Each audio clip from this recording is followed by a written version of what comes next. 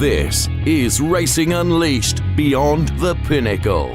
Hold on to your hats. We are on the grid. Who is going to be king of the late breakers? Excellent onboard shot. Michael Spiedel is throwing absolutely everything at this, including the kitchen sink. Look at this. Absolutely brilliant stuff. Disaster strikes. Unglaublich. Wow, qué pelea. I'm loving this.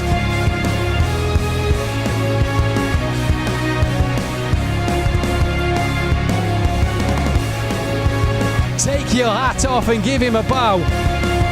He's already in the lead and now he can sail off into the sunset. This is Racing Unleashed.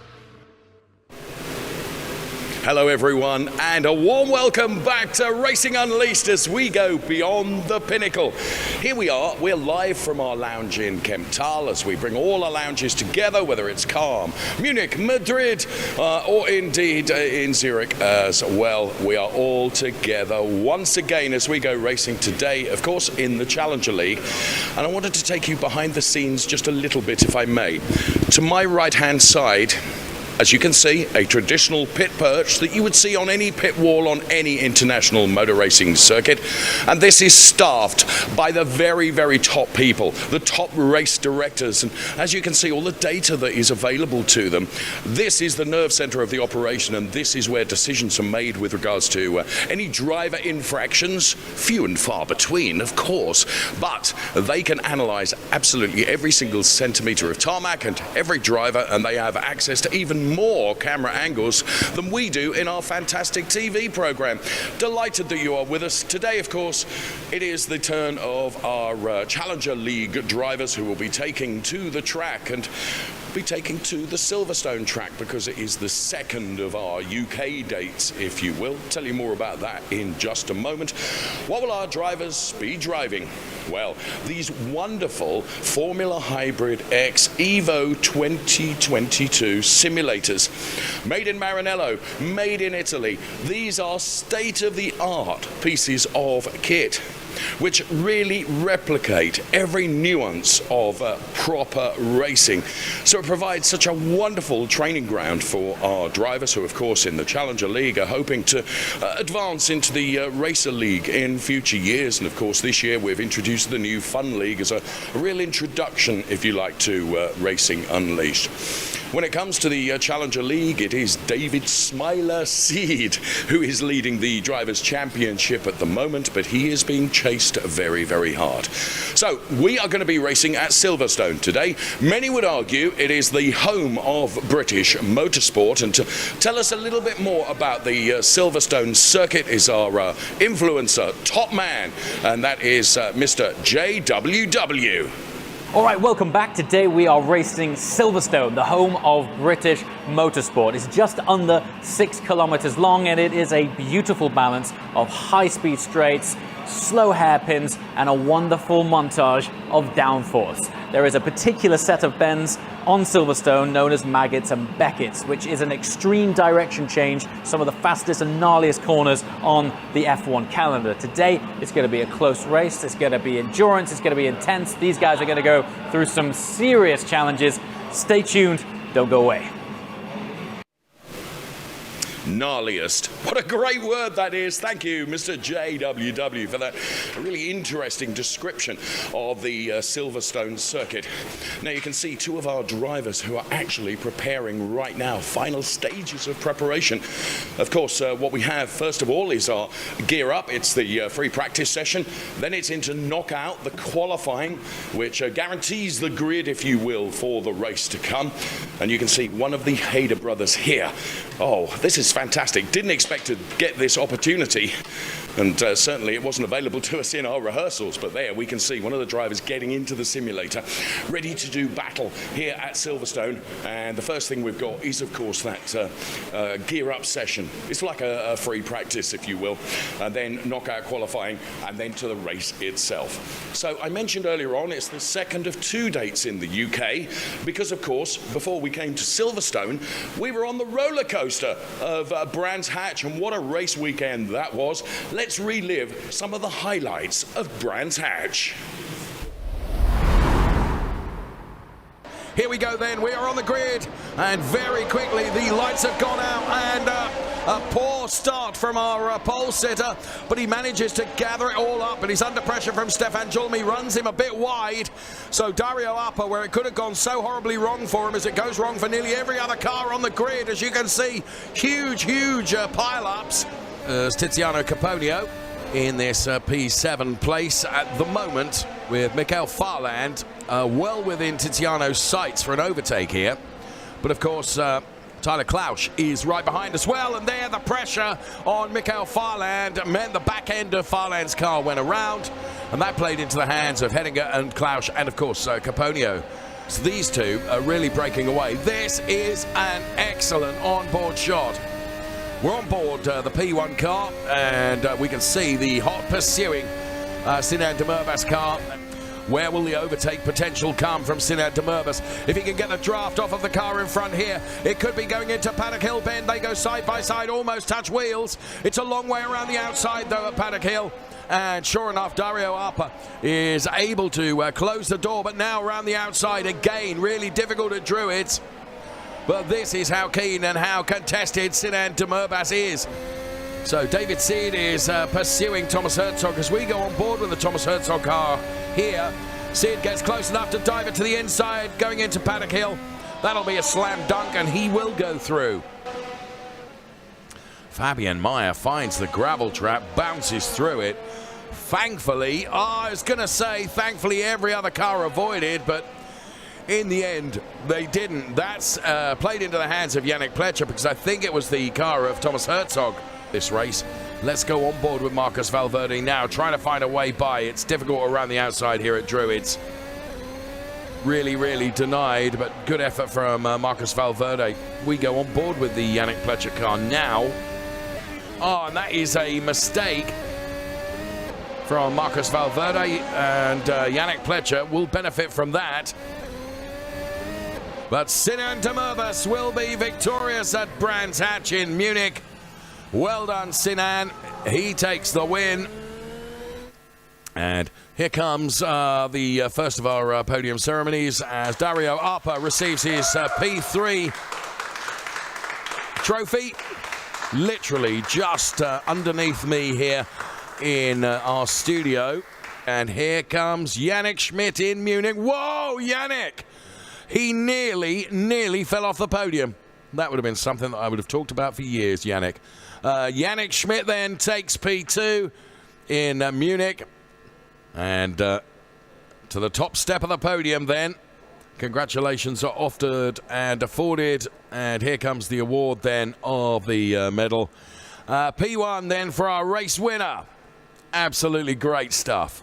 Full and confirmed result from Brands Hatch then, with Demirbas, Schmidt and Appa, of course, the 1, 2, 3. First of the drivers to pick up penalties were Tiziano Caponio and David Seed, a P6 and a P7. They weren't the only ones, because other drivers picking up penalties included Michael Frey and Yannick Pletcher and Thomas Herzog and Tyler Klausch and Fabian Meyer and Julian Matias Dalla Rosa, all picking up penalties.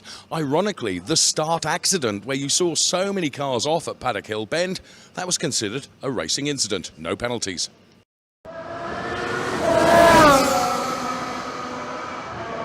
Something extraordinary. Hello, and here we are then, and at the moment we are in a situation where we are so looking forward to getting the gear up underway, and the gear up is our free practice session, if you will. Welcome to Racing Unleashed today at Silverstone, and very much looking forward to everything to come at Silverstone today. As is usually the case, of course, the drivers full of anticipation and excitement ahead, and Gear Up gives them the opportunity just to really get themselves into the game. What else can we look forward to in the program today? Well, we've got some more stuff, new stuff to come from our fitness ambassador, which is Ralph Muller, with Fit and Fast. Very much looking forward to that. And we also have a very special feature to come as well. Now, in terms of the rankings and the championship, I said at the introduction of our program that David Smiler Seed is leading the way, as you can see, on 76 points. Sinan Demurbas is doing some chasing though on 68 points, and don't rule Marcus Valverde out of this either on 49. He's 1 point ahead of Ciro Zambra, who is P4. Then it is Farland. Lorenzo Hyder, who we saw getting into the simulator in the introduction to our program, ahead of Yannick Schmidt and Thomas Herzog, Tiziano Caponio. And then running P10 with 16 points at the moment is Julian Matias de la Rosa. And there you can see he rounds out the top 10 in our championship positions in terms of the Challenger League. As always with Racing Unleashed, it is Challenger League on the Saturday, and then Racer League on the Sunday. Every bit of the race entertainment is equally good, whether it's Racer League or Challenger League, and it is very much the Challenger League that we are looking forward to today. So that's the way it looks then for the top 10 places in terms of our Drivers' Championship. Let's take a look at the bottom half, if you will, with Yannick Pletcher. P11, Dario Arpa then, and he was certainly in it in terms of the Brands Hatch round last time around. P12, then it's Andrin Kiefer, Tyler Klausch, Jason Bleissig, Fabian Meyer, Antonio Rivoli, Jason Ferrati and Mikael Frey, and then the rest of the order. And you can see just how many drivers have been taking part in the Challenger League over the course of our season so far. And what a season it has been. And we are on the second of our 2 UK dates then, having been to Brands Hatch, and now here we are at Silverstone.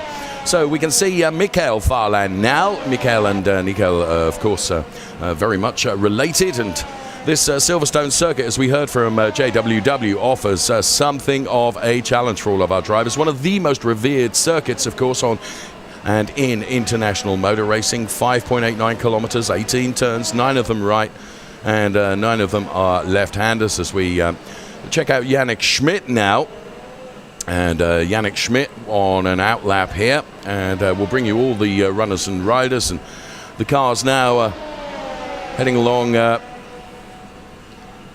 then the right-hander, as you can see, which very quickly becomes a left-hander through the wing complex introduced here at Silverstone many years ago now, and that is of course now the home of the pit lane, but we're coming to and we will show you of course the track still involves the old international pit straight, which comes up just before that fantastic Abbey, and then the national pit straight leads into the Copse turn, and then that sequence which is Maggots and Beckett's and Chapel as well.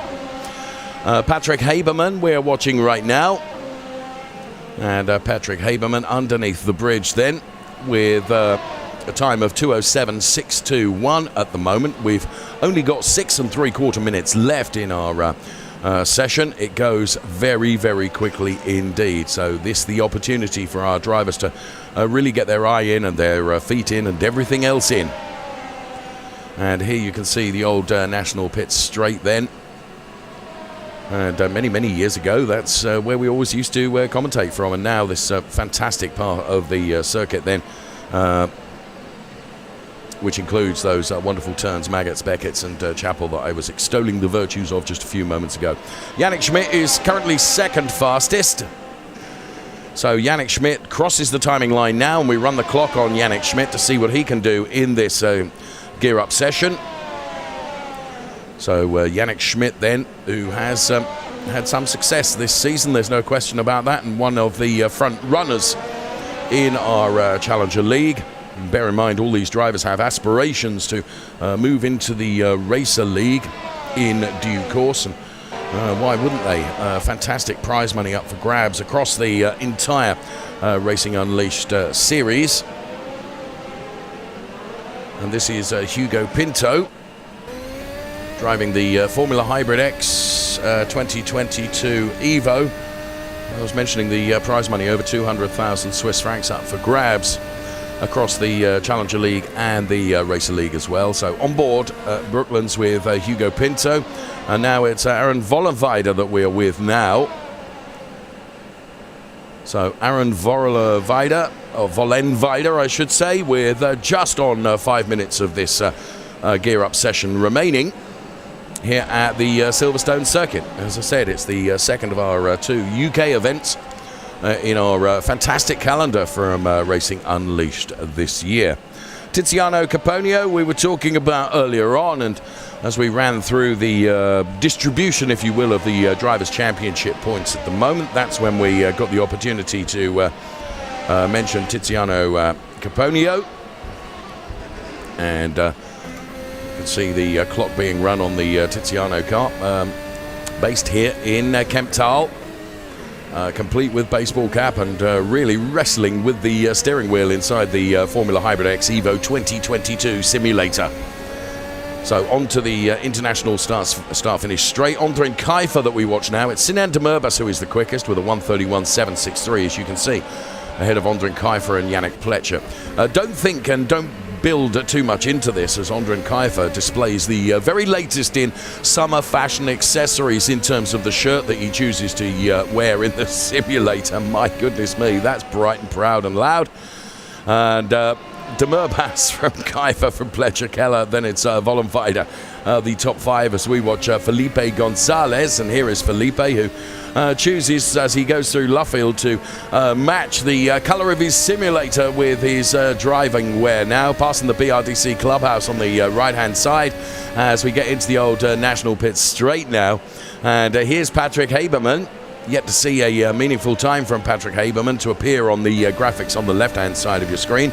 And here is Patrick, fully focused and concentrating, and very, very quick as well. He's based in our lounge in Munich. And we have 3 minutes remaining in our gear-up session then for these drivers. Long straight here before the right-hander. You go underneath the bridge, as we have just done, and then it carries so much speed as you head back towards the wing complex, and it is a brilliant part of the track. Now, Sinan Demirbaş was P1, but as you can see, David Seed has just bested that by 2 100ths. There's, reasons why David Seed is at the top of the Drivers' Championship, and that is because he is blooming good and blooming quick. So David Seed ahead of Sinan Demirbaş, and here is Smiler. Here he is in Madrid, just keeping an eye on the rearview mirrors to see who's where and what, and David Seed then, who has found the track space to be able to deliver the fastest lap of this gear-up session so far. All of the times are completely and totally academic, though, because it is a gear-up session. As he goes past that famed BRDC clubhouse. Luca Keller that we check in with now. Luca Keller is currently 5th fastest. And there is Luca Keller inside the simulator in Calm. These wonderful simulators made in Maranello in Italy. And he carries just enough curb on the exit there, then into this wonderful sequence of corners, which is so well known and so renowned. And unfortunately, Luca Keller doesn't get it right through that sequence of corners. Sinan Demirbaş now goes to the top of the gear-up time standings, having bested David Seed by, I think it was 1/1000th, or perhaps it was 1/100th. Sinan Demirbaş, who we are on board with, hanger straight now before the right-hander, into Stowe, holding on to the car nicely, getting it pointing completely in the right direction, heading up towards Vale now. Club corner as he allows a driver to go through. And then out of club corner and onto the start-finish straight once again. This is Nico Farland. Nico and Michael Farland both racing then. Great family atmosphere within Racing Unleashed. And Nico Farland having this wonderful opportunity to compete with the old fella as well, which I know he thoroughly enjoys. He's based in our studio and racing lounge in Munich. Underneath the bridge then, Aaron Vollenweider who currently sits P13 in this gear-up session. David Seed now leading from Sinan de Murbas. Astrid Vollenweider then doing a very creditable job indeed. Onto the old national pit straight here.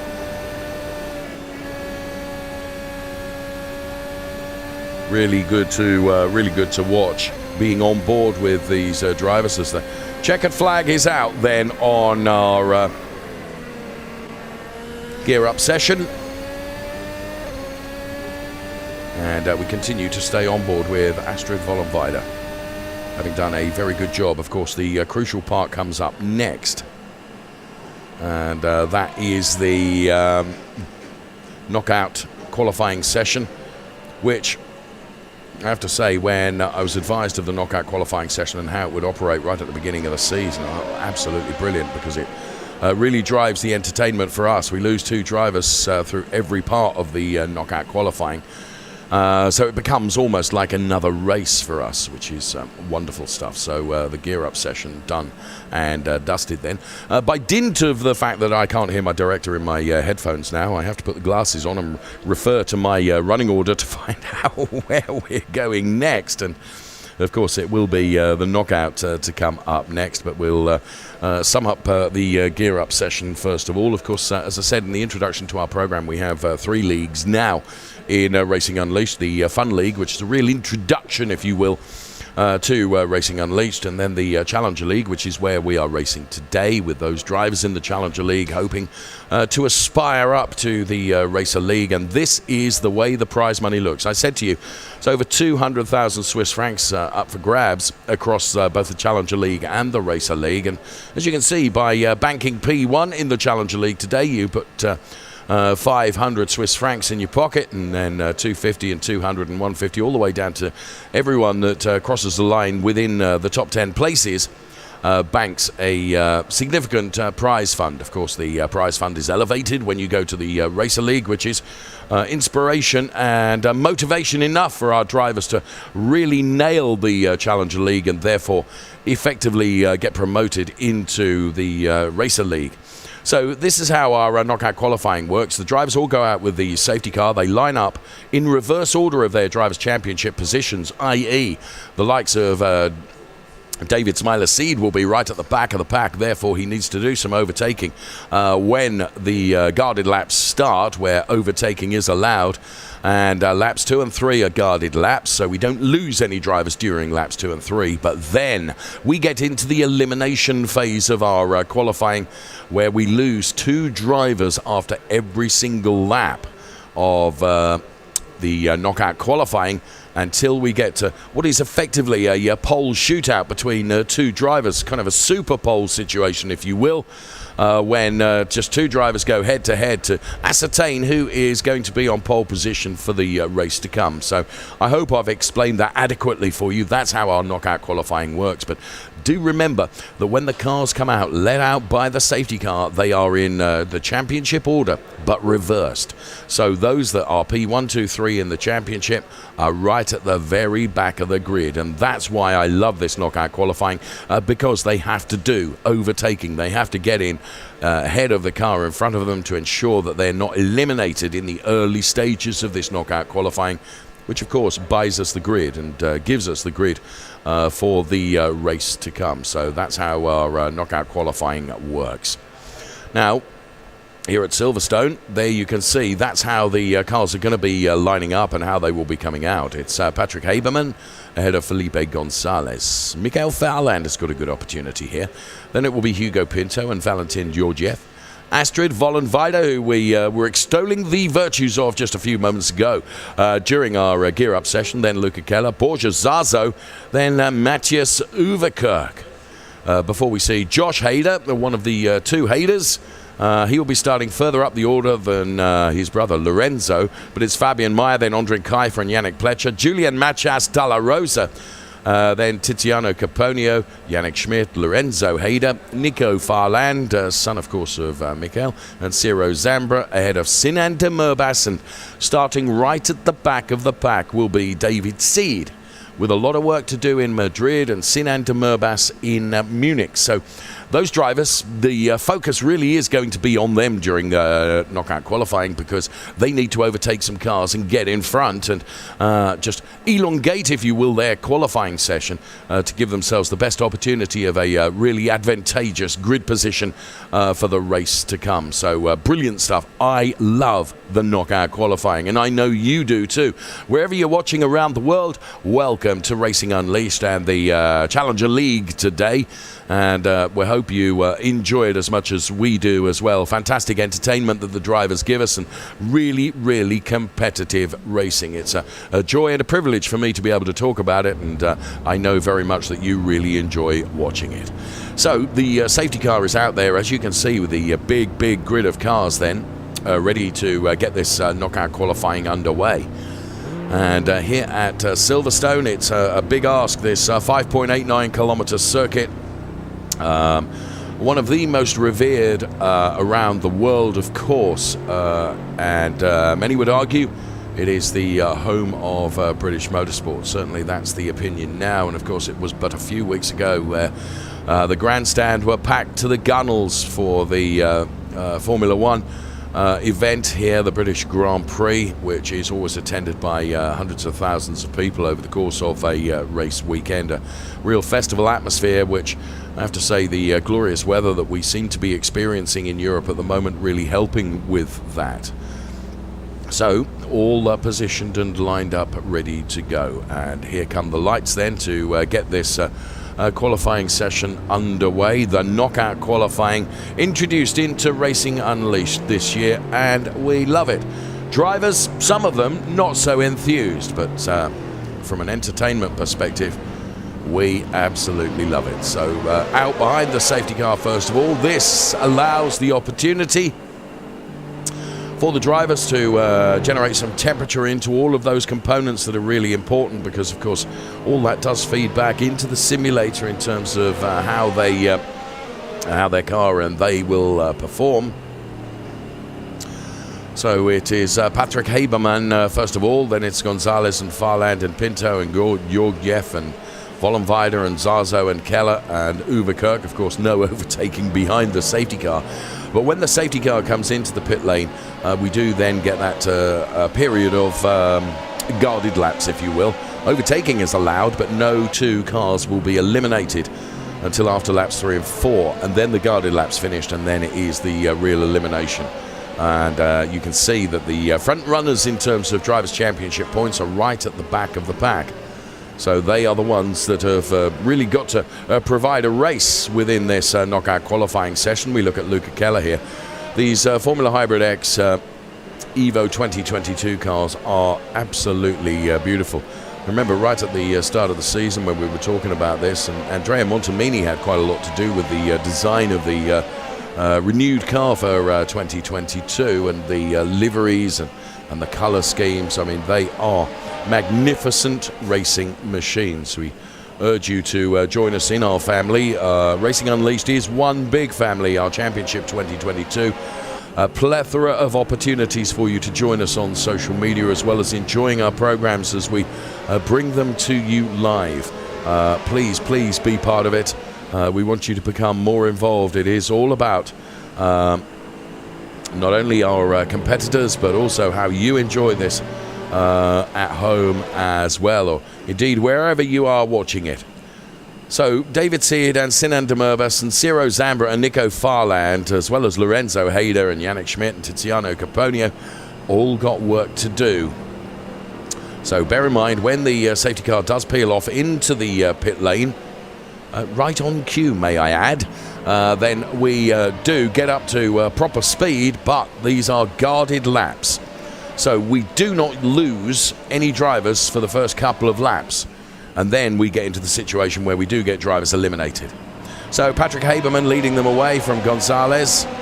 And then it is Michael Farland and Hugo Pinto and Georgiev and Astrid Vollenweider. So during these guarded laps, overtaking is allowed. So keep your eyes on the likes of David Seed and Sinan de Merbas and Ciro Zambra.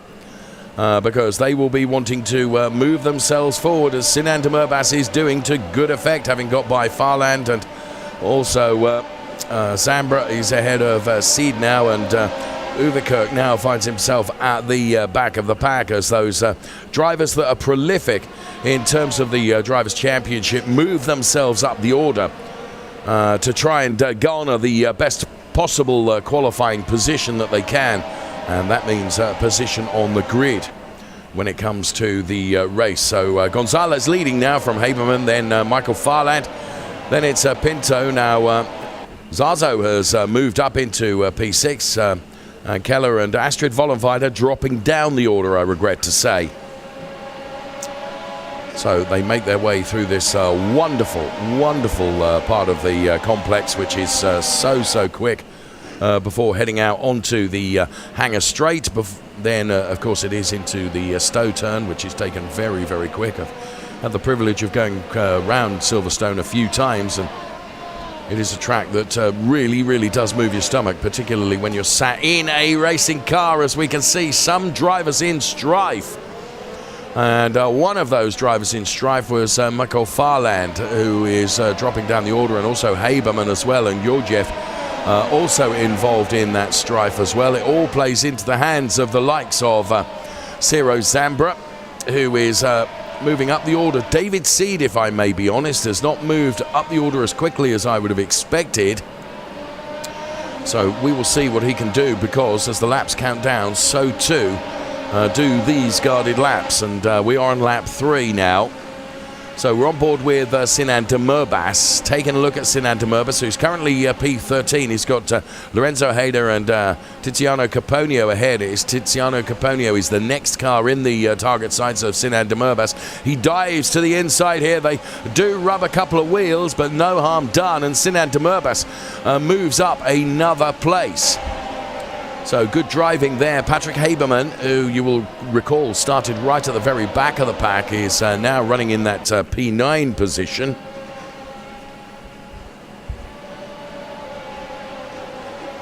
So Patrick Haberman, Sinan Demirbaş, Tiziano Caponio also moving up the order, and Lorenzo Hyder has dropped way down. Recovers a little bit to P17 now. And is that Haberman that went around? And a number of drivers and a number of cars then are getting caught out by a car being stricken across the circuit, and that plays into the hands of David Seed, who has now moved up to P13. Fabian Meyer is now P11. Astrid Vollenweider in P12. David Seed now in P12, having got by Astrid Vollenweider, and now David Seed sets the fastest lap. So he has got it all together now. And David Seed then, as we start our elimination phase in our knockout qualifying. Here is Nico Farland. So it's Ondrin Kiefer and Zazo then, who will be in the drop zone. Nico Farland is currently running P7. It is Ciro Zambra who's been really impressive so far, up into P9, and we follow Ciro Zambra now, really hounding Tiziano Caponio. And Ciro Zambra with Lorenzo Hyder right behind, and Ciro does go through on Tiziano Caponio. A very clever move there. Though Tiziano is fighting back here and having none of it, and relegates Ciro Zambra again to P9.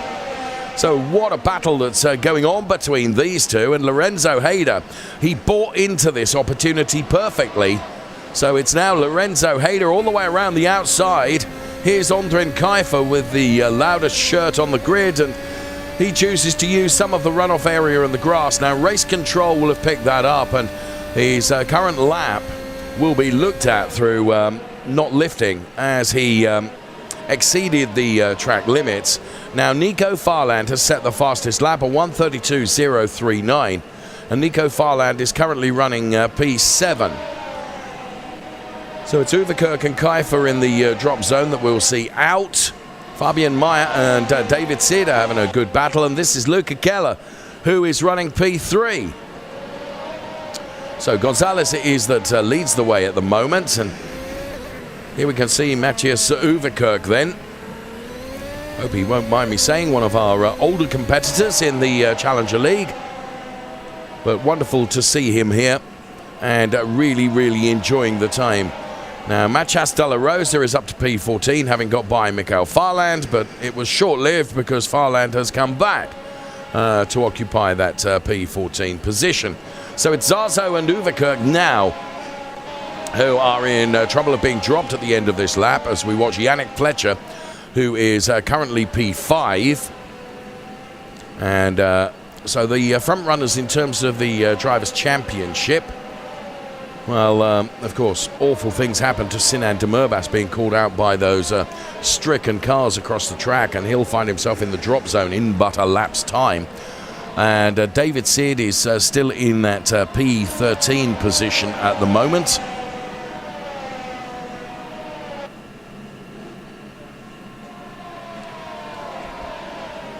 So this is Nico Farland. Fastest lap, a 1:31.982. Joshua Hyder. And here is Nico Farland then in our racing lounge in Munich. And up into 8th gear, very nearly 300 kilometers per hour before braking for the left-hander, which is the Brooklands corner. Past the BRDC clubhouse and then winding their way into the old National Pit Straight. There is the BRDC clubhouse, and this is the National Pit Straight, which I previewed would be coming next. And then that very fast sweeping turn through Copse, heading up towards the Maggots, Beckett's and Chapel complex. So next in the drop zone, Sinan Demirbaş and Patrick Haberman. So Sinan Demirbaş, who had done such a good job, and incidentally David Seed has moved up to P11. So here is Patrick Haberman. And there is Sinan Demirbaş then. This qualifying not going the way that he really anticipated, or indeed drove towards, as I say, being called out by one of the incidents that we saw in the knockout qualifying session. He tries to take a look at the inside, but that route was denied to him. Uses the curb nicely, running down towards the wing complex here. It's not impossible to overtake, but it is jolly difficult. So round the final turn and onto the straight then, the trajectory and speed that you can carry through this final turn is, unfortunately, Sinan just losing the back end of the car, which meant that he wasn't able to get closer.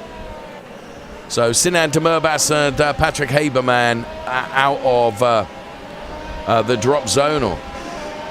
Now it is Matthias de la Rosa and Michael Farland, who we can see, who are in the drop zone now. Now, Matthias de la Rosa has got the opportunity to get by Astrid Vollenweider potentially. He's certainly close enough, as you can see, just to the top left-hand side of your picture. They are closer, and Michael Farland trying to get close to them as well. So Matthias de la Rosa has got the opportunity here potentially to elongate his longevity in our knockout session by getting past the Astrid Vollenweider car. But a clean pair of heels has been shown by Astrid as she has track position through this wonderful complex of turns. And Astrid able to just keep it all together before the hangar straight. Fastest part of the Silverstone Circuit. And Matthias de la Rosa having got by, it means Vollenweider and Farland are the two that are in danger of being dropped now. Ciro Zambra sets the fastest lap and is in P7. David Seed is in P11. So at the moment, if everything stayed the way it is at the moment, David Seed would be on the 6th row of our grid with a lot of overtaking to do during the course of the race to come. Here is Astrid Vollenweider then, and Michael Farland. Regrettably, their qualifying is done and dusted. I was trying to read the body language of Astrid Vollenweider there, and I rather got the impression that she was disappointed and felt that there was more to come. So Joshua Hyder, who is here in Kemptal, I spoke to him just before he got himself into the simulator. The Hyder brothers are fantastic entertainers and great characters as well, and Joshua and Lorenzo then competing together in the Challenger League. Of course, you may recall Lorenzo was elevated to the Razer League one event ago, and it is Joshua Hyder and Machas Dalla Rosa who are in the drop zone now as we get to the final 14 cars during our knockout qualifying session. The session which is being led by Gonzalez from Georgiev, then it's Keller, Pletcher, and Nico, Farland, Ciro Zambra, then Tiziano Caponio ahead of Schmidt, Lorenzo Hyder, Hugo Pinto, and then David Sid, Fabian Meyer, and then the two that we're talking about right now, Joshua Hyder and, Machas Dalla Rosa. And it is those two that are in the drop zone as David Seed with a very good move on Pinto there. Dives through the inside, and that puts him into a, if everything stopped now, a 5th row start. Because he has now put himself into P10. Here's Fabian Meyer then. He's just 1 lap away from being in the drop zone, or less than a lap now as we complete another one. It's Pinto and Meyer. And David Seed then, it came just at the right time in terms of keeping himself out for another lap. Here's Fabian Meyer taking just enough curb. These wonderful Formula Hybrid X Evo 2022 simulators, the feedback that they give to the drivers, it is just like being in the real deal race car. Hugo Pinto then, who is also in the drop zone, and I would suggest has got not much opportunity to get on terms with David Seed and elongate his time in this knockout qualifying by another lap as David Seed disappears up the road. Now, whether David Seed can get on terms on the Hangar Straight with the car ahead of him, and as you can see, they disappear around the Stowe turn very quickly, which is where Pinto finds himself now. So Lorenzo Hyder is the first of the cars that David Seed is chasing, and I don't think he's some 3 seconds down, and I don't think he's got a hope in being able to get onto the back of Lorenzo Hyder before he finds himself in the drop zone. With Lorenzo Hyder, he would have to not only catch Lorenzo, but also go by him as well, and then also get on terms with Schmidt, which I think is going to be a big ask. So here is David Seed then, Drivers' Championship leader. Absolutely wonderful focused racing driver, and Lorenzo Hyder and David Seed are both the drivers that are in the drop zone now. It looks like it's going to be a 5th row start for these two drivers. There's Lorenzo, we're on board with him now, and split the shot around the BRDC clubhouse. You can see to the right hand side Lorenzo inside the simulator, and how every single movement that he's putting into that is being reflected in the onboard shot that we saw with Lorenzo Hyder there. Absolutely wonderful shot. So Lorenzo Hyder chasing down Yannick Schmidt. Now he is within 6/10 of Schmidt. It's all very well being within 6/10. You've got to find a way by, and at the moment I'm not sure that is going to be doable for Lorenzo Hyder, but after saying that, if anyone can do it, Lorenzo can. So round Stowe now,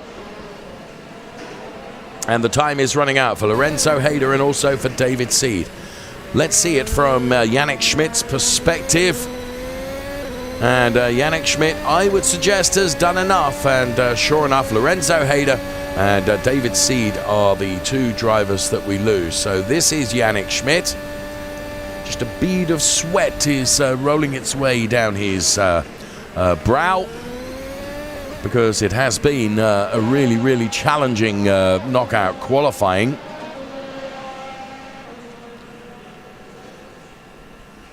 And it is Yannick Schmidt and Tiziano Caponio who will be in the drop zone now. We're into the final 8 cars at the moment. Then Gonzalez doing a really, really good job, and he's got a margin of some 2.5 seconds, which is, extraordinary and hugely advantageous for Felipe. Here's Tiziano Caponio then, here in our lounge in Kemptal. We do, of course, bring all our lounges together, whether it's Kemptal, Munich, Madrid, Calm, or Zurich, all competing in one in this fantastic program that we bring to you with our broadcaster base here in Kemptal. But we can bring all the action to you from right around all our lounges. Yannick Schmidt, Tiziano Caponio then in the final stages of their appearance in our knockout qualifying.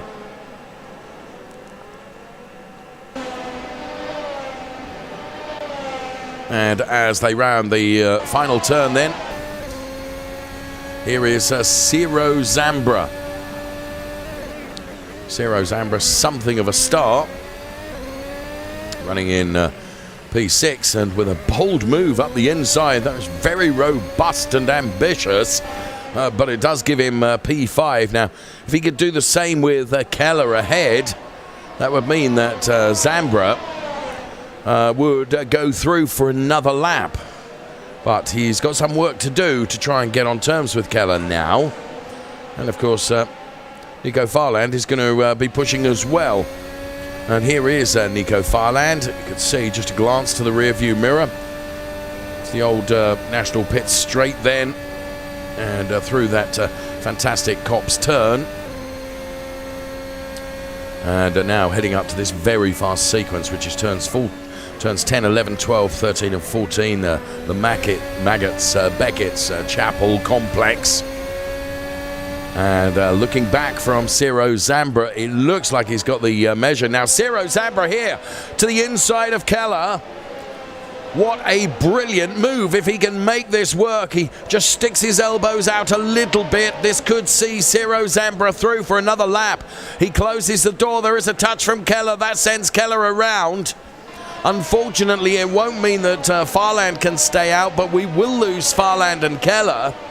And Zambra, well, at the very final opportunity, does go through to be able to complete another lap. Now, can Ciro Zambra get on terms with Yannick Pletcher?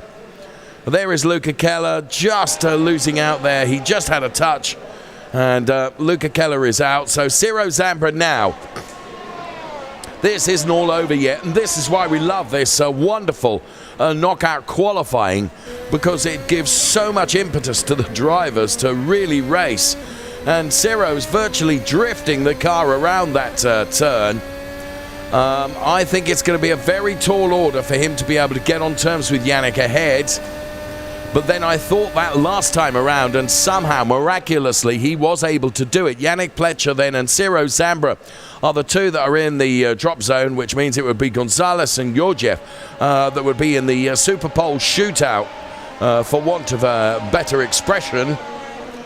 So Yannick Pletcher, but Ciro Zambra is gaining.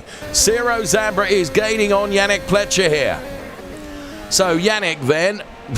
You can see that turn in just caught him a little bit by surprise. Is Ciro Zambra going to catch him by surprise as well? Well, he'd have to get by Yannick Pletcher and also get by Georgiev. But what it would mean, it would be a P3 start for Ciro Zambra rather than P4. Of course, they would be on the same row, but Yannick Pletcher has done enough, and it's P3 and P4 for Yannick Pletcher and Ciro Zambra in the grid for the race to come. Brilliant entertainment, really, really good entertainment. And Felipe Gonzalez then, who you will recall just a few moments ago, a couple of laps ago, I was saying was some 2.5 seconds to the good over Georgiev, is now only 1.3 seconds. I say only 1.3, it's still a reasonable margin of comfort. And I would think, barring absolute disaster, that Felipe should be able to bank this P1. You can see that Valentin is certainly chasing, and Valentin based here in Kemptal. So through Copse then. Absolute concentration is razor-like, isn't it?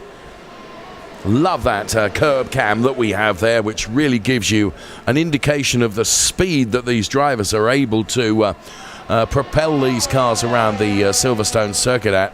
Absolutely fantastic. And I tell you what, Valentin is closing, but I think it will all come as too late. But it is going to be our front row between Felipe Gonzalez and Valentin Georgiev. And he closes right up in the final sequence of turns before we head to the final turn and complete our knockout qualifying session. Great stuff from Felipe Gonzalez. Going through farm now. Felipe has held on to this and has taken this pole position effectively. Awesome driving from Felipe Gonzalez. Took his chances early on in the knockout qualifying session. Had to do some overtaking. Did do some overtaking and finds himself with, I think by, if my memory serves me, is his first pole position. But I could be wrong, and I could be critiqued for that in due course. But there we are. Good job done indeed. Really, really enjoyed our knockout qualifying, as I always do, because I'm a huge exponent of it for the entertainment value that it brings to our program. And the drivers, some of them are still less than enthusiastic, but actually it really, really delivers. Hang us straight now underneath the bridge, and we pick up now running into Stowe turn. There you can see pit in on the right hand side of your screen. Absolutely awesome stuff. Really good qualifying session, as Felipe Gonzalez takes pole position. As I say, I'm pretty sure that's Felipe's first pole. Race control, of course, taking a look at, there were a couple of incidents during the knockout qualifying, and they will be taking a look at that to see if anyone is going to be penalised. But we did see some cars around and some damage as well during that knockout qualifying session. So we allow the race direction team to take their time and just take a look at all the incidents that there were during knockout qualifying. Driver advisor is one Mr. Carl Wendlinger. He's down there as well and sits on that race control pit wall that I showed to you right at the beginning of the program. So everything being looked at now and in replay here. Rather think that Fabian Meyer might be in trouble for that. That was something of a stock car nerf, wasn't it? Now, Hugo Pinto. Now, that's not a brilliant trajectory to make it round the turn. And it could be argued that that's 6 of one, half a dozen of the other, but actually not so. When you look at it, these camera angles, all of them are available to our race control team. And so they're able to look at every single incident and make up make the absolutely accurate decision in terms of who should be penalised, if anyone should be penalised, why, and the wherefores. And of course, that will affect the grid and who will go where. I don't think there's any doubting our pole sitter. I don't think that Felipe was involved in anything which could or may be contentious. Here's Joshua Hyder. Josh, you might be in trouble for that. Now, Joshua himself was, he almost took his penalty out there on the track. But something of an outbreak manoeuvre there, which kind of didn't work. And then being collected at the front end meant that absolutely no advantage whatsoever was gained. But nonetheless, it is the incident itself that gets looked at. And really excellent to be able to bring you the replays of just some of the incidents that went on during the knockout qualifying session. And our race control team, they're going to be pretty busy. I can see them. There's almost steam coming out of the top of their pit perch as they're working very hard, looking at all those incidents. It's all taken very, very seriously because there's so much up for grabs in Racing Unleashed this year in 2022 as we go beyond the Pinnacle. Prize fund has been increased significantly, and of course all the drivers that take part in the Challenger League very much want to be promoted into the Razer League next year and really fight for the even bigger money that is up for grabs within the Razer League. But not that the prize fund in the Challenger League is too shabby. I can tell you across the two series, over 200,000 Swiss francs up for grabs. So here is Felipe Gonzalez, and because I don't have the director in my ears, I'm hoping, Felipe, that you are going to be able to hear me. And I just want to say, in Madrid, we owe you a debt of gratitude for not only providing color coordination between your shirt and the cockpit of your simulator, but also through doing a fantastic job in qualifying. Pole position, Felipe, many congratulations. That was a great knockout qualifying for you. Thank you. Sorry by my English.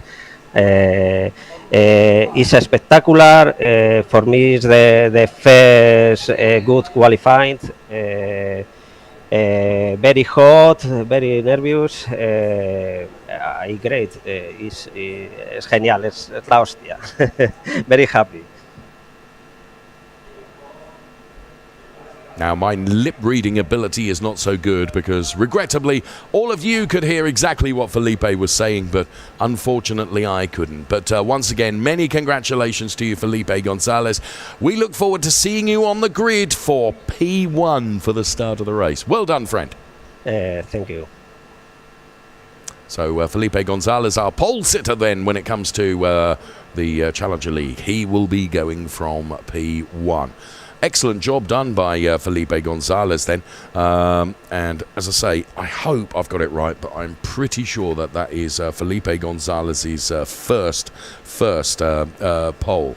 Now, something else we want to bring you is, and something very important this, and it's about a TV magazine which absolutely loves Racing Unleashed, and this has a very, very big exposure, and of course so many media across the world want to be part of Racing Unleashed, and let's find out a little bit more now about the TV magazine program, and I hope I've pronounced this correctly, called Skuld.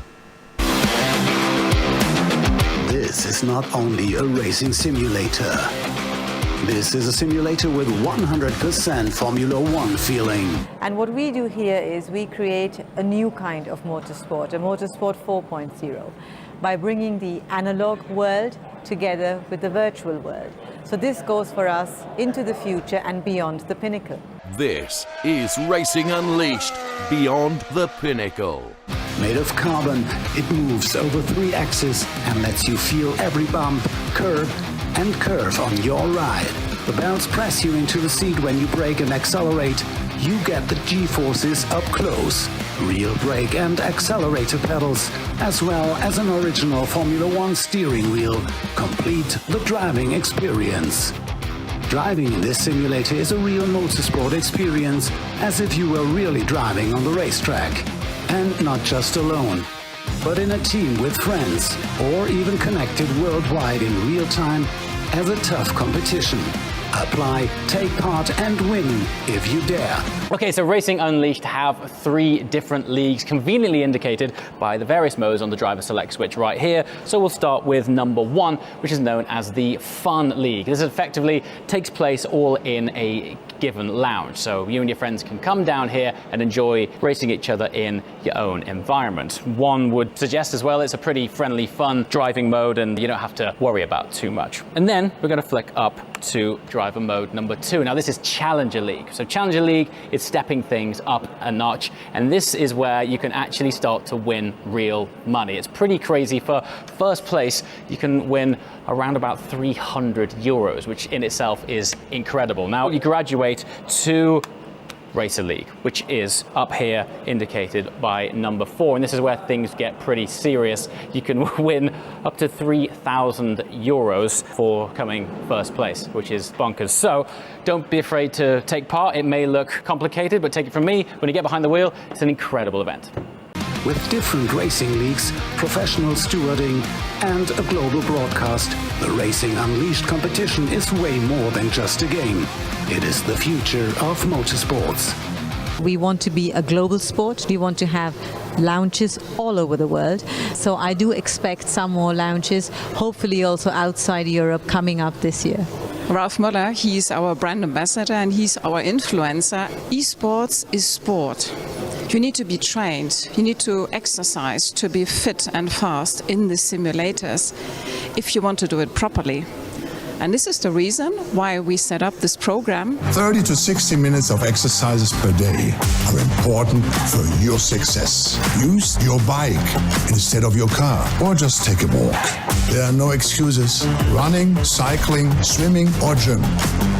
Just keep it going. So get fit and fast with a Gladiator. Racing Unleashed. See you soon. Mark Gasner in Munich, he's going from P4. And Roger Marte then in Kemptal, who I spoke to off the air just a few moments ago, is going from P3. A really good qualifying performance from Roger Marte here in Kemptal, and he'll be hoping to capitalise on that. And Yannick Vonenberg, well, he is on the front row of the grid. It's P2, but the delight you could see just a few moments ago from Lorenzo Hyder, then up from the Challenger League into the Razer League for this weekend, and he goes from pole position, P1 for Lorenzo Hyder. Will he disappear up the road as he did in qualifying? Hold on to your hats. Oh, held for a long time on the lights. Oh, and a disaster for Roger Marte. He jumped the start. There's no question about that. That means Lorenzo Hyder is pushed back to P2. He was trying to anticipate the start was Roger Marte and just got it wrong. So here is Lorenzo Hyder, P2, but pretty sure it'll be P1 because Roger Marte undoubtedly anticipated the start. Here comes the crash that we feared might happen. This could be it. Alejandro Sanchez then, if he can try and get to the inside line of this start-finish straight here. But look at Lorenzo Hyder. He virtually welds the car to the wall. Now Alejandro Sanchez tries to sell a dummy. And Lorenzo Hyder is wise to it. He makes the car wide. Alejandro Sanchez tries to go all the way around the outside at Druids. That's going to be a big ask, but it would give him the inside for the next turn. And wow, brilliant defensive driving from Lorenzo Hyder, but he runs a bit wide. They go side by side. But still, Lorenzo Hyder is not prepared to give up. He gets sideways. That plays into the hands of Alejandro Sanchez and also Mark Gasner. Here is Lorenzo Hyder now. So deserves a podium. However, he has got the championship leader right up his trumpet. Alejandro Sanchez takes the win. It's P1 for Alejandro Sanchez on his return. It's P2 for Mark Gasner. But running to the line now, Lorenzo Hyder. It's almost a photo finish between Hyder and Mikkel Smeedel. But I think Hyder just shaded it. In Madrid, Alejandro Sanchez stands by to receive yet another race winner's trophy. Well done, Alejandro Sanchez. Accessible, sustainable, and safe. Welcome to Racing Unleashed. Beyond the Pinnacle. That was really good to see, and there we are, schooled, and I hope I have pronounced that correctly. If I haven't, my apologies. So right now it is, of course, time for us to try and get ourselves together from a physical point of view with our fitness ambassador. That's Mr. Ralf Muller.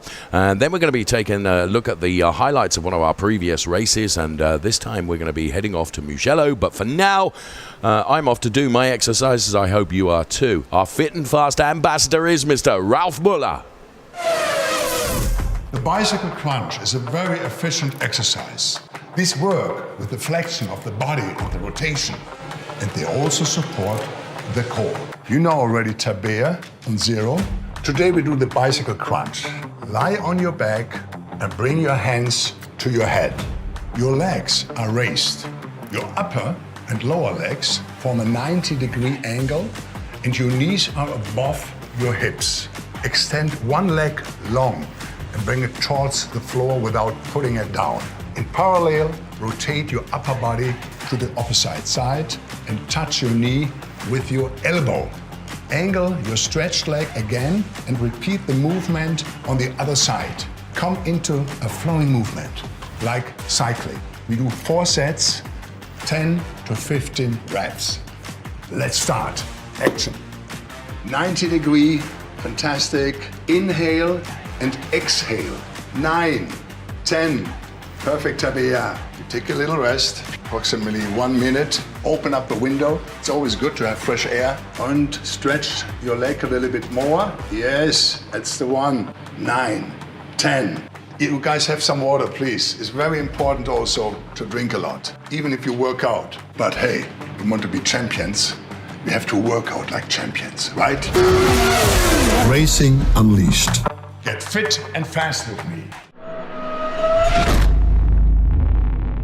This is Racing Unleashed Beyond the Pinnacle. Now we can go racing. Who is going to be king of the late breakers? Wow, qué adelantamiento. Speed up the bremses. Michael Speedle is throwing absolutely everything at this, including the kitchen sink. Tremenda pelea.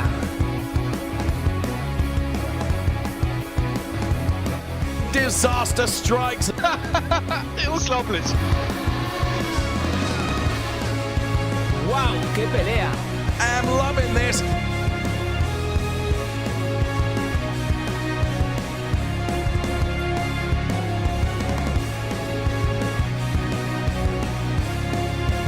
Look at this. Absolutely brilliant stuff. This is Racing Unleashed. And we're joined now by Francesca, who makes her first race start here at Racing Unleashed. And Francesca, how do you feel? I feel a little bit nervous. This is my first race, so I'm gonna try to do my best, but I don't know. I'm the last of the grid, so I'm gonna try my best. We wish you all the best of luck. Hopefully you'll be able to pick up a few places in the race. Thank you much. Thank you very much. Joining us as well is P21, Guzman Miguelez. Guzman, how do you feel for this one? Oh, is he not with us? Okay, sorry, he's not with us, I've been told in my ear. I think we are moving on to another driver on the grid for an interview as we're going through the list. Michael Farland and Andre Wagner there then, getting ready for their race. Sat in there, bit of a sign in the background there. There's Joshua Hyder and Marcus Valverde. What's going through that young man's mind as he lines up P17? Ciro Zambra and Valentin Georgiev, 15th and 16th. I think we're going to get a quick word with Ciro. And Ciro, P16 in this one. What's your plans for the race? Yeah, I'm looking forward for a good race. I'm trying to be a bit defense at the start, and yeah, we'll give my best, I think. Well, we'll let you get ready. Best of luck. Thanks. So Ciro there trying to just be patient at the start of the race and hopefully make up some places as he goes along in this one. Then P14 and 13 on the grid. Thomas Herzog in 13th place from Stefan Jumli in 14th on his first start. And he's got his fan in front of his face as Thomas Herzog. He's ready to go. Big smile on his face. As there we go, look, the cameraman picking him up, and it's warm. It's warm in these cockpits, and he's got his fan ready to go. He's absolutely enjoying himself and looking forward to getting the start in this one. P12 and 11 then. Jason Bleisig in P12 and Felipe Gonzalez P11. Looking ready to go and looking like they're focused and fully prepared for what they need to do. P9 Luca Keller and P10 Antonio Rivoli. Few smiles, few nervous faces, but the concentration nonetheless is absolutely crucial for these guys. Sinan Demirbas P8 and David Seed P7. That isn't David Seed's footage, live camera, but there is Sinan Demirbas P8. He looks ready to go. We've just been told that David Seed has had to change simulator, so we will hopefully see David Seed. There he is. And he's had a little grin on his face, I see there. Here's a smile from David Seed. There's a rare occasion that we see the smile. But he's put one on screen for us today, so absolutely loving it so far. Lorenzo Hyder then, second in the knockout, but demoted 6th on the penalties ahead of just behind Julian Macias de la Rosa in this one. And Lorenzo Hyder, how will he be feeling in this race? De la Rosa, a thumbs up from him. He's ready to go. The focus on Hyder's face, determination to make back them places that he lost through the steward inquiries, the race control. And I think we've got Lorenzo with us. Lorenzo, can you hear us? I don't No, we don't have Lorenzo. Lorenzo in the zone, doesn't want to be disturbed. He's on mute, so he's fully focused on the task he has in front of him in this one. So Lorenzo getting ready to go. He is really trying to make up some places. What he's going through that young man's mind after the knockout qualifying session. P4 and P3, Michael Fry on the in P4 and Nico Farland in P3. And again, the signed team Farland in the back. Father-son team, or father-son driver lineup on the grid today. Nico Farland on the grid as well. And a smile there. That might be mum in the background. Team Farland with the sign. He's ready to go. Michael Fry. He looks as focused as can be as well. Determined on the face.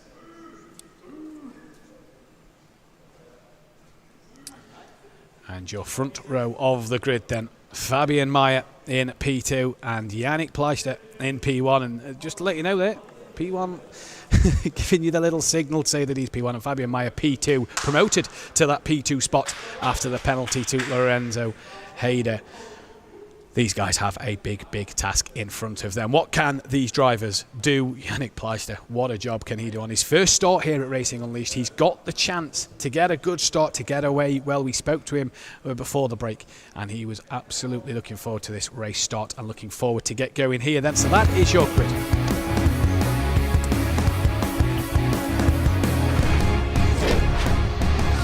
Here then we have your fast facts, and the parts of the track to look out for is turn 3. The Autodrome Internazionale del Mugello here in Italy. 5.245 kilometres the track length, 6 left-handers, 9 to the right, and 665 metres from P1 to turn 1.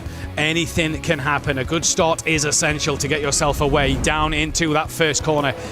Here's what happened in the 2021 season.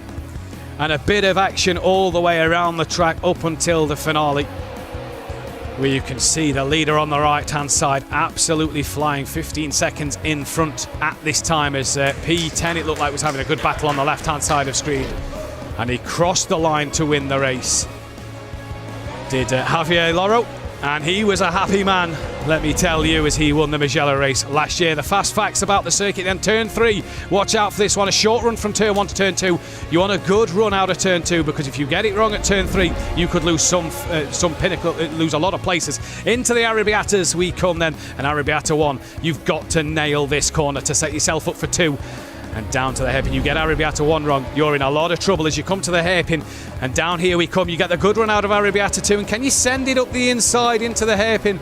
Correntiao is that corner where a lot of things can happen as we come to the end of the lap. What's your thought process going into the start of the race? What are you thinking going into that one?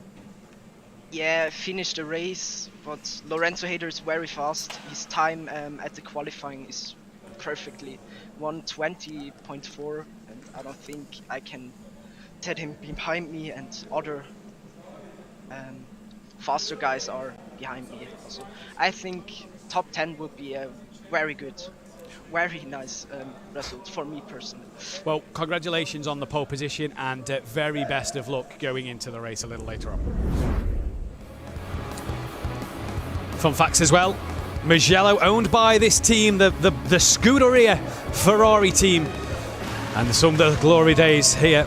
Some of the glory days for Michael Schumacher and Rubens Barrichello. And as always, keep on fighting, Michael Schumacher. We wish him and his family all the best in what is obviously a tricky time. But the facts then of Racing Unleashed, the fast facts here for Mugello. And the drivers you see here in Kempt Hall.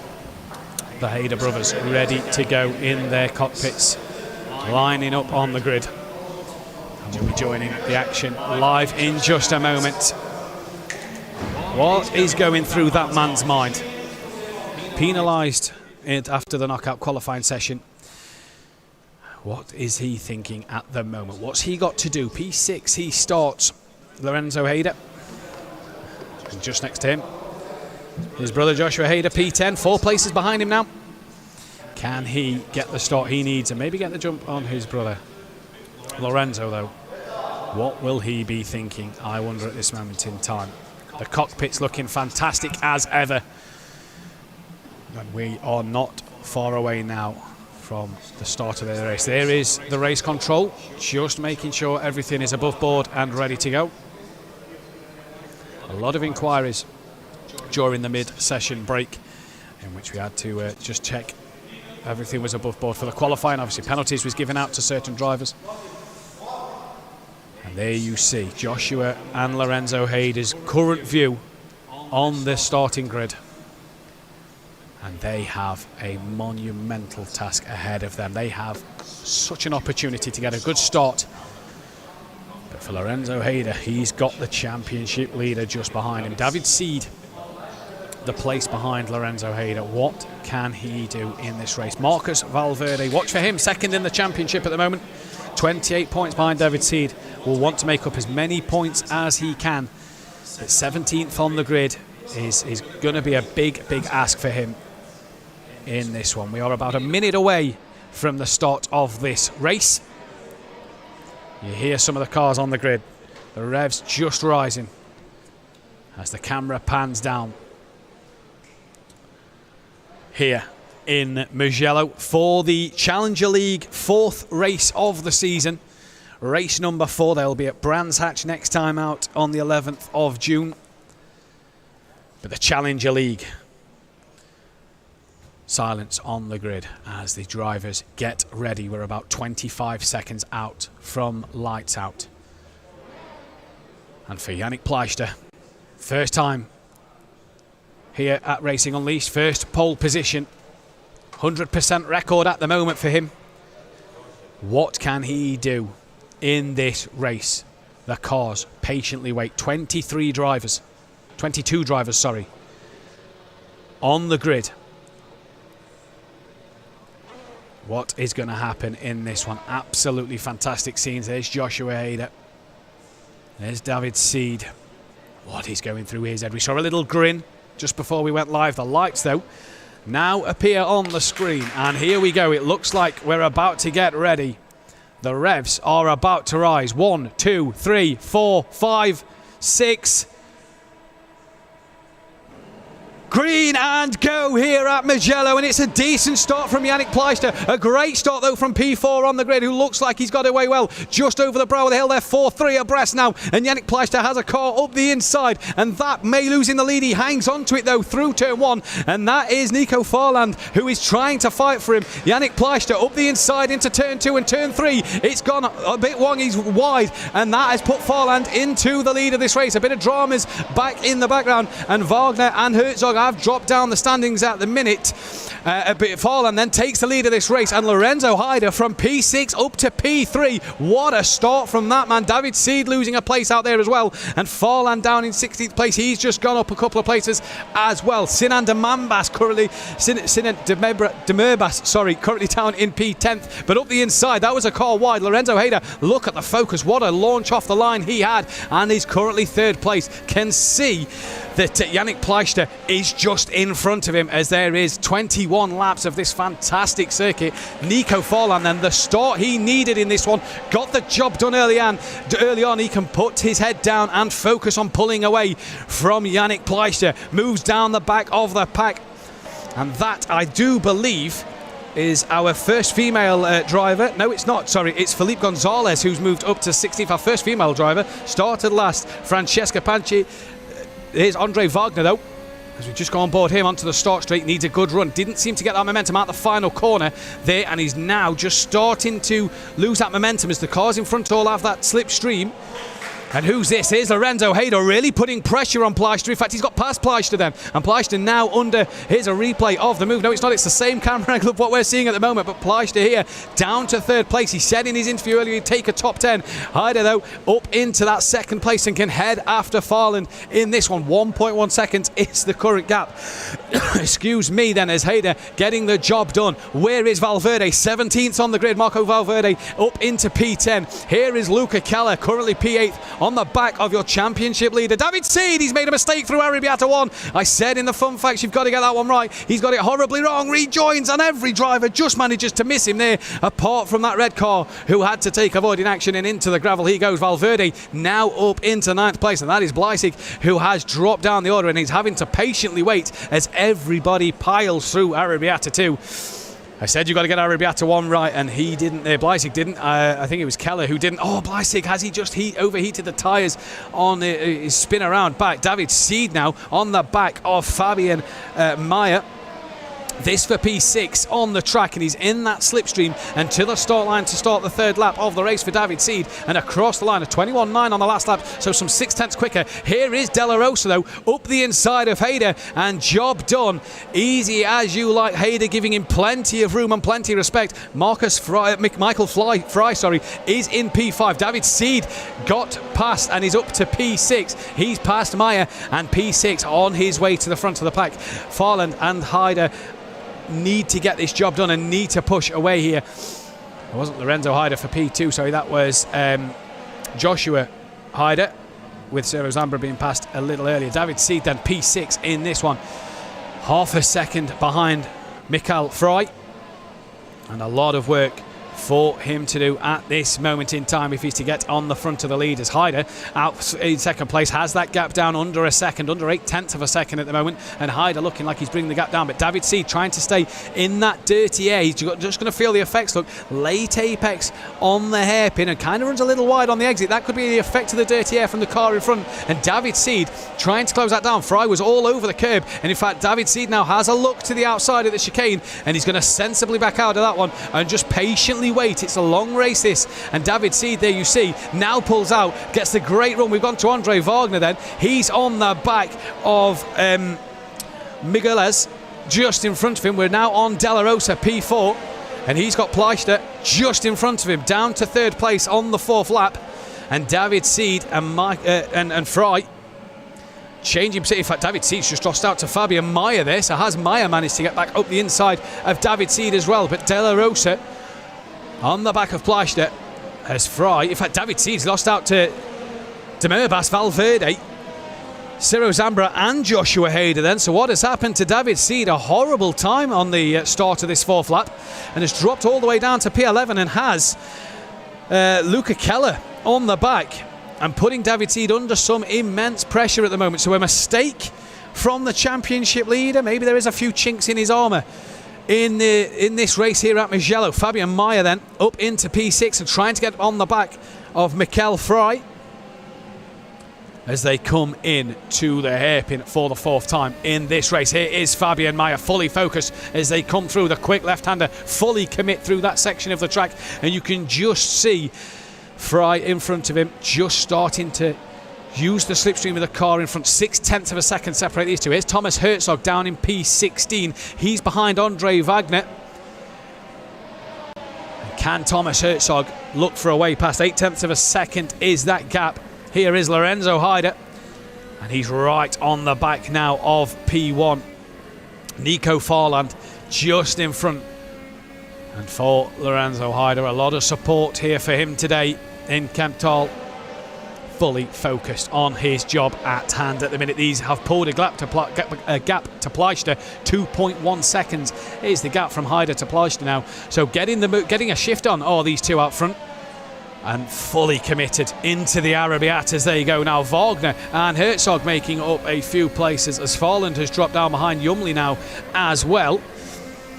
And Hyder here just closing that gap down a little bit on the back of Nico Farland's camera angle here. You see Hyder starting to just close in the hairpin late apex. Hyder just kind of a little too wide. He's missed it a little bit there. Fully commit through the left right-hander as we head to the last corner. This is where Hyder had an immense run in the knockout qualifying over Pleister, but couldn't get it done. And look at how he closes here through the final corner. They come down the start-finish straight to start the sixth lap.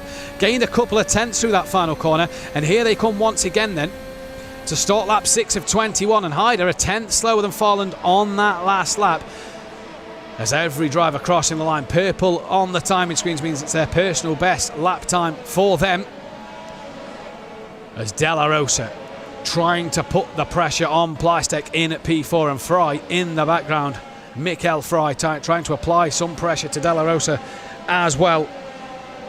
And this good result at the moment for De La Rosa will really score him some good points here and promote him up the championship standings if the result was to stay this way. Here is Mikael Fry trying to pressure De La Rosa Fabian Meyer just dropping off the back of Fry a little bit. Excuse me. De Merbas behind Meyer from Marcus Valverde. What a start to this race he's had, in his championship rival David Seed down in 11th place, but Michael Fry half a second separating him and De La Rosa. Here is Fry, and look at the concentration on his face.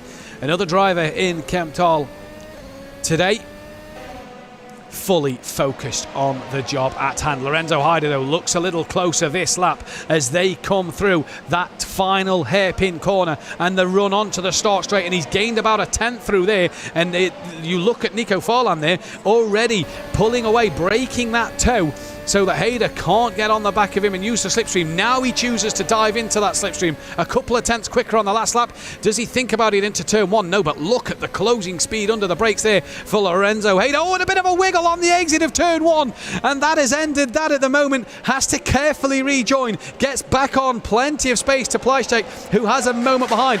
Joshua Hyder, his brother, behind then. He's just ahead of Ciro Zambra. And here he's Pleistek up the inside, and a bit of a touch there on Lorenzo Hyder's front wheel, and Pleistek through. Look in the background, Frey and Meyer really going at it. Hyder just managing to keep up. Sorry, that wasn't Hyder in that was De La Rosa and Pleistek, who had a little bit of contact then. And for Hyder, all the hard work, and here comes Fry up the inside, fully committed into the right-hander, and job done. Mikel Fry on Marcus Valverde. No, it's not Marcus Valverde, sorry. That is De La Rosa the move was done on. Sinan de Merbas now is up to P5 ahead of De La Rosa. So De La Rosa just dropping down the order a little bit there. And here is Sinan de Merbas from our racing lounge in Munich, currently running in P5 at the moment. De Merbas has got De La Rosa right up his gearbox here, and really in that slipstream.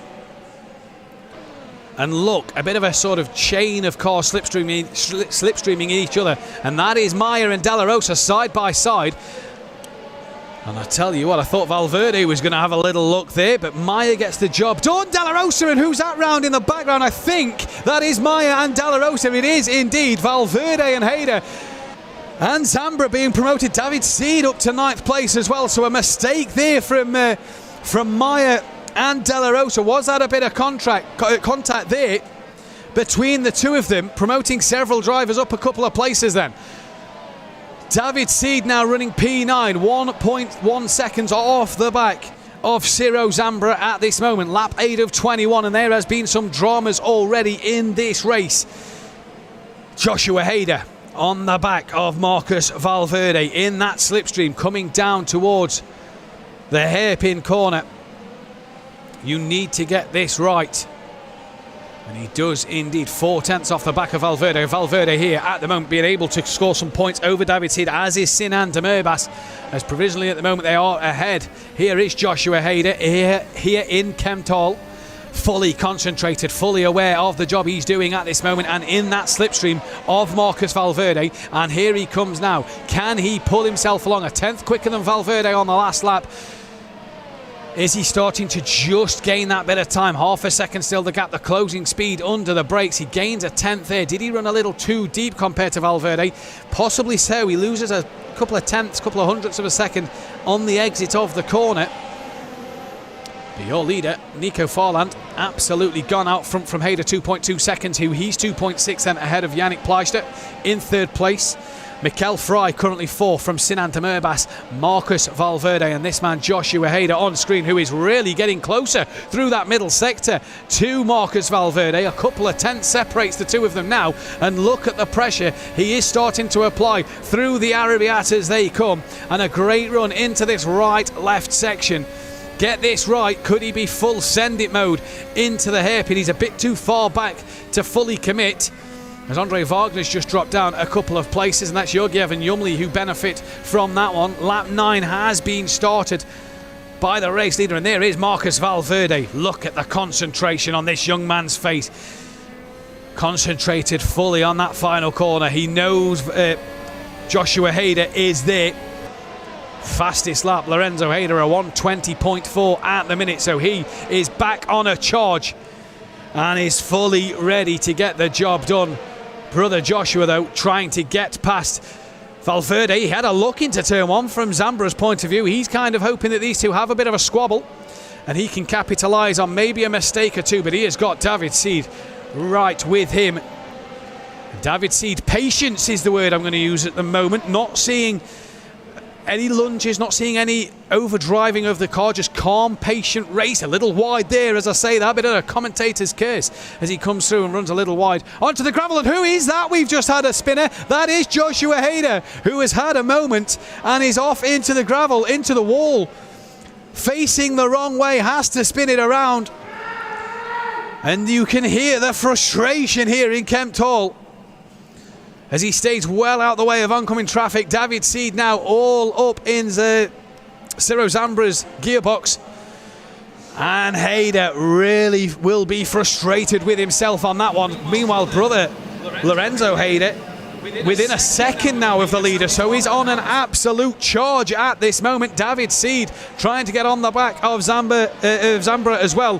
Here's Valverde now on the back of Sinan Demirbaş. Couple of tenths separate them. That is Valverde's best lap of the race. And look at him fully focused, using that slipstream. Does he pull out? He has a look.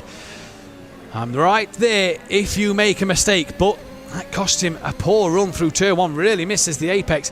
But he seems to carry the speed through turn 2 and 3 well. And Valverde is absolutely flying at the moment. Best lap of the race for him was on that last lap. The gap second to first is 0.6 of a second. Third place is 4.5 seconds back from P2 at the moment. So Pleisztek at the minute, he said in the pole sitter interview that he'd be happy with a P10. Currently sitting third and in good form. And has Hyder made another mistake? You hear the shouts and the cries. Has Hyder made another mistake then? By Hyder, I mean Joshua Hyder. I can't see him stopped on track. A bit deep in turning entry, but makes that late apex. Now did he pick up the throttle before Herzog in that slipstream? They head down to turn 1. He's going to slowly be pulling Herzog in front. You see that car getting bigger and bigger. Herzog's made his one move to the left. Is that the right thing to do? Has Hyder here up the inside, and as easy as you like, an invitation from Herzog there to Hyder, and Joshua Hyder doesn't need a second invite to get up into P12. That one is job done for Hyder. P12 then, and can hunt down Meyer in P11. Speaking of Fabian Meyer, he is all over the back of Luca Keller here for the top 10, and the final points position is the top 10. Keller some 5.9 seconds off the back of David Seed, and Meyer will want to get past Keller here and get the job done as quick as possible. Thomas Herzog down in 13th place. He's looking to gain on the back of Joshua Hyder once again and retake that position that he's just lost. Can he get and stick with him in that slipstream, follow Hyder a little bit and maybe make his way through the pack? Hyder wants to get on with this. 10 seconds behind Meyer and Keller then to get back in the points. He was scoring good as well. As you see Valverde and Zambra and De La Rosa there setting purple lap times, so setting their best lap times of the race so far. Pleisztek, fantastic job from the pole sitter at the minute in P3. And here is Mikael Fry on the back of the pole sitter, then a quartet if you like almost. And Mikael Fry here in Kempt Hall, and look at that Pleisztek all over the runoff curb on the outside. Would have cost him a couple of tenths there as he got a horrible run, but corrects it for this section into the Arabiat as they come now 1 and 2. Get them both absolutely spot on, and Fry here really focused and determined to get closer to Pleisztek as they come towards the end of this lap. Look at how close these four are now. Yannick Pleisztek in third is the car in front from Michael Fry. We're on board in P4. Sinan Demirbaş and then Marcus Valverde, the car just behind. The quartet are really pushing each other along. Pleisztek kind of a mobile chicane at the moment, parking the bus and doing the great defensive job at this moment in time, but a long way to go. Lap 14 of 21 here, and you see the run that Fry gets out the final corner and now can just look at maybe getting up alongside Pleisztek. The gap is a tenth of a second. The cameras hopefully pick them up. They've picked up Lorenzo Hyder here, who is bringing that gap back down to Farland once again, and Fry has got up the inside of Pleisztek. No, he hasn't. Pleisztek holding that inside line. Does that bring Demirbaş and Valverde into play here? No, No, it doesn't, because they're having their own little squabble in the background. And Pleister here, again, just parking it exactly where he needs to do, doing the job he needs to do, and has gained a bit of time over over Marcus Fry, Mikel Fry. And again, you look in the background, and after Valverde, Ciro Zambra, Julian Macias, De La Rosa and David Seed are all gaining on this quartet up front, and Fry, he looks a cool character, doesn't he, in the car there? He looks as composed as can be. A little wiggle for Pleister there out of the second Arrabbiata. And Mikel Fry looks as cool as a cucumber as he comes down towards the hairpin on the back of Pleister once again. 0.4 of a second separating these two, and Pleister's got the hairpin horribly wrong, and Fry there does well not to run into the back of him, but is as close as can be. It is also bringing de Murbas and Valverde.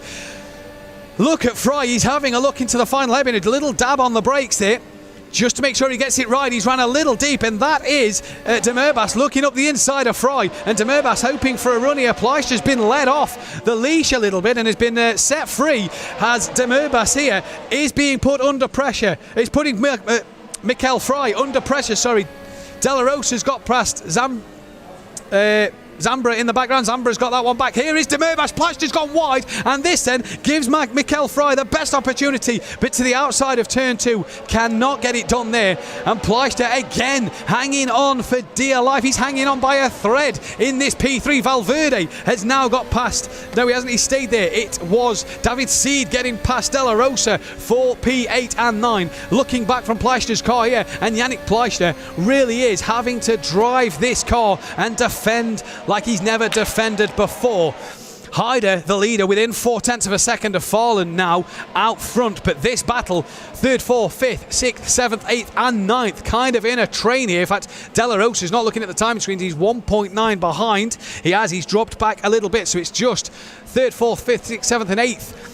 And there you see the man, David Seed. Now Mikel Fry, what can you do? Commit through the left hand and right hander. Job done. Get a good run up to the hairpin corner. Pleister just 2 wheels on the grass. Excuse me. And Fry needs that good run. David Seed, late apex then. He's got Zambra just in front of him, and now Mikel Fry has as good a chance as any. 0.2 of a second. Valverde also on de Murbas, and here goes David Seed looking to the outside. Look at Valverde. Oh, and a bit of contact maybe there with de Murbas from Valverde. David Seed up the inside of Ciro Zambra, and that one is job done. Marcus Valverde gets past de Murbas as well at turn 2 and 3. Another job done there. And here he goes into the middle part section of the track. And Pleister here is absolutely defending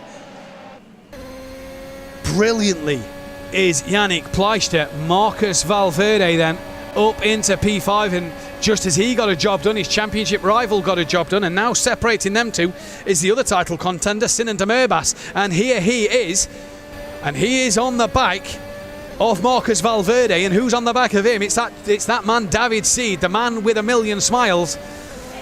And through the hairpin they come. This can set them up now for the left-right into that final part of the lap, and Fry once again on the back of Pleister. He has a look into that final corner, can't get the job done. Herzog's back into 12 as Joshua Hayder has dropped down to 14th, and so Yumley's got past as well.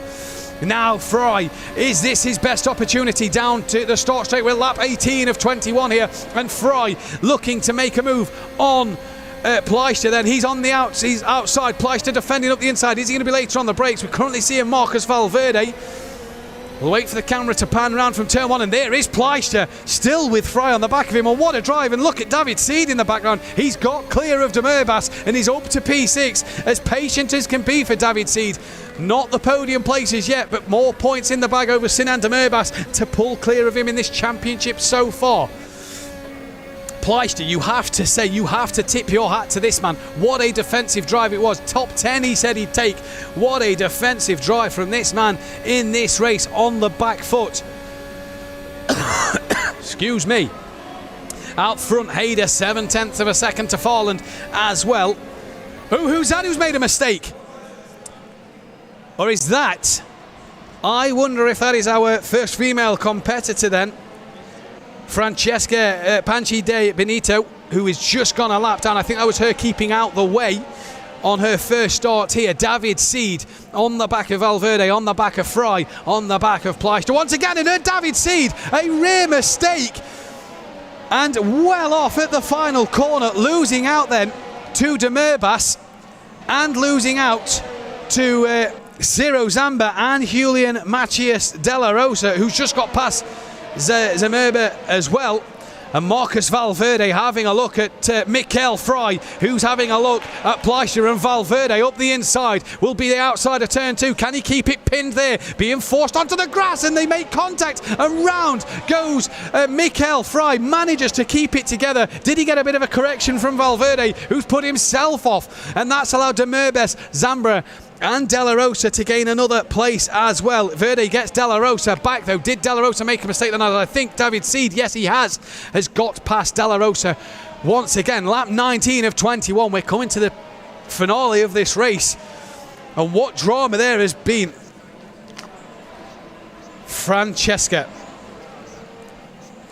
just being told in my ear, has been disqualified from the race, causing several collisions. So she has been disqualified from the race. So a shame for her. Sinan De Merbas then. What can he do? Right on the back of Mikel Fry. Here, look at the determination on De Merbas's face here.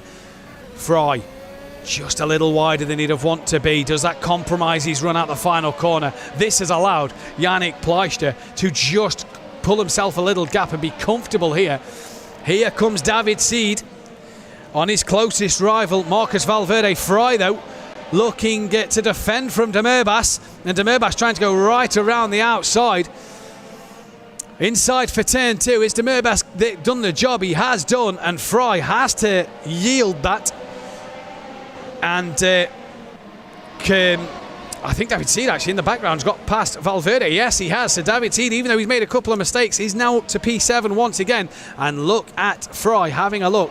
Look at Ciro Zambra having a look at Mikel Fry here. Then your right-hand side of your screen is for 17th and 18th place. That is Bleisig defending from Antonio Rivoli and being able to hold on to P17 on the right-hand side of your screen. Back to the action now up front.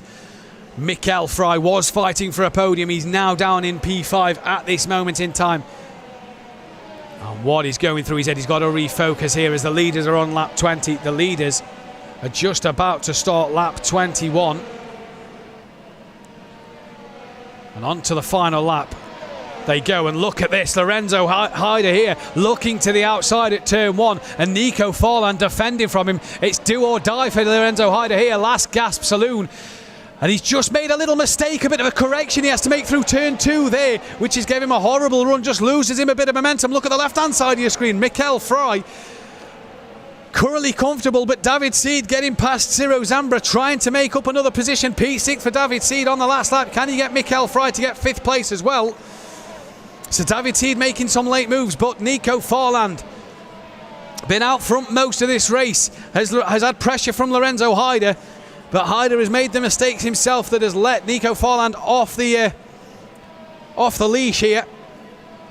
And Lorenzo Hyder has only a few corners left to get this job done. 0.4 of a second, and we saw what he did in that knockout qualifying earlier on. He doesn't want to do the same in this race through the left-right section. Here we go then to the final corner for the final time in the Challenger League race here at Mugello, and Farland a little wide on entry. That gives Hyder a great opportunity to have a run. Not the exit he would have wanted there. He loses a couple of hundreds, and it's gonna be Nico Farland who takes the checkered flag in P1 from Lorenzo Hyder. Pressure at the end, and as you can see, Nico Farland, a very, very happy man.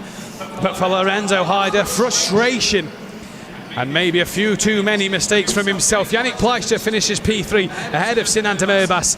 David Seed got ahead of Mikel Fry for P5 from Ciro Zambra. Marcus Valverde down in 8th, but a great drive nonetheless from 17th on the grid. Julian Macias de la Rosa in P9 from Fabian Mayer P10, rounding out the points. Luca Keller P11, Herzog has crossed the line 12th. Stefan Yumli has crossed the line in 13th. Joshua Hyder, disappointing race for him, in 14th as well. Valentin Georgiev crosses the line 15th place. Andre Wagner has crossed it in P17. Jason Blysick in P17. Andre Wagner 16th. Antonio Rivoli 18th. Guzman Miguelas in 19th place. Mikael Farland in 20th and Felipe Gonzalez 21st. Don't forget though, this is a preliminary result. Race control will have some work to do, it looks like, to get our final classification for you. Mikael Farland just coming to the end of his race. But for Nico Farland, what a job from him. For Lorenzo Hyder, what could have been a couple of mistakes. And you see there a shake of the head in disappointment maybe. And you can just see the frustration on Lorenzo Hyder's face. Just too many mistakes in his own driving. And he just looks distraught. And what a shame for the young man. Drove a great race in the knockout qualifying, got pushed back to P6. Got the start he needed, but just a couple of mistakes that cost him this potential race win here on what we have. The classifications at the minute, but don't forget this is preliminary result. The race control will take a look at the action and will apply penalties where needed. The final driver's just coming back into pit lane now then, and you can just see a thumbs up P2 and a clap there from Lorenzo Hyder. An applaud maybe to Nico Farland for the race win, but you can just see the disappointment on this young man's face. Gave it everything in that race and really has got a look about him that says, I could have done better. I could have got that top step on the podium. I could have won this race. But could have, would have, should have, as they say. And here is Yannick Plachter once again. And we spoke in the pole sitter interview. You said you'd be happy with a top 10. That's a podium. Yes. Yes, I don't know how to say it. I have no words right now. Like, it was so crazy. It was so intentional. It was crazy. An absolute fantastic defensive drive from yourself. A lot of pressure you had a lot of pressure you came under in that race, but you managed to hold on to it. Yes, I don't know how, but I keep the focus on the track, and yeah, it was amazing to drive against these great drivers like Lorenzo and Meyer did a very good job, but yeah, it was very nice. Not a bad first weekend for yourself, a pole position and a podium to end the day. Again, you've just got to be chuffed to bits. Yes, I don't know how to say it. I came with no, I don't know the word, with no intentions on the race. Like, let's drive. Yeah. At time, like, yeah. Don't, yeah. Well done. Win. Well done, Yes. Yannick. Congratulations on your P3. Enjoy it. Thank you very much. And I think we can be joined now by Lorenzo Hyder as well. Yo, hi. Hi. Ciao. Lorenzo, unlucky there. Yes. Just wasn't to be today.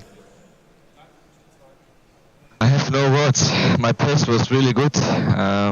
My target was P1 and result P2 is good for the championship, but a little bit sad with this result because my pace was good enough to P1, and I have two bad luck as seen.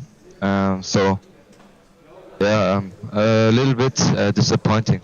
To get the penalty in the knockout qualifying, starting P6, you got the job done off the line. Just them few mistakes that you made in that race. One mistake from myself and two mistakes from other self. So yeah, I can't believe it. I'm sorry. I have no words. Yeah, you look like you look very unhappy, but well done today, P2 nonetheless. Congratulations. Thanks. Here he is now. Nico, that was insane. fantastic job for yourself. Congratulations. Oh, sorry, we didn't have him in the channel. We've got him in now. Nico, congratulations on that one. Hard work at times, but you got it over the line. Thank you very much. Yeah, it was a quite hard race. Lorenzo was a little bit faster than me, so he do 2 mistakes in the race. So I think at that point he's losing the race. So, like you say, not the overall pace from yourself, but enough to do the job that you needed to do. Yeah. Lorenzo was so quick at this circuit. I pushed every time I knew that in the second sector in this dirty A he cannot pass me. So I tried to get a better exit in the last corner so he cannot pass me in the first corner. So it worked out and we won the race. And you've got an absolute massive smile on your face for that race win.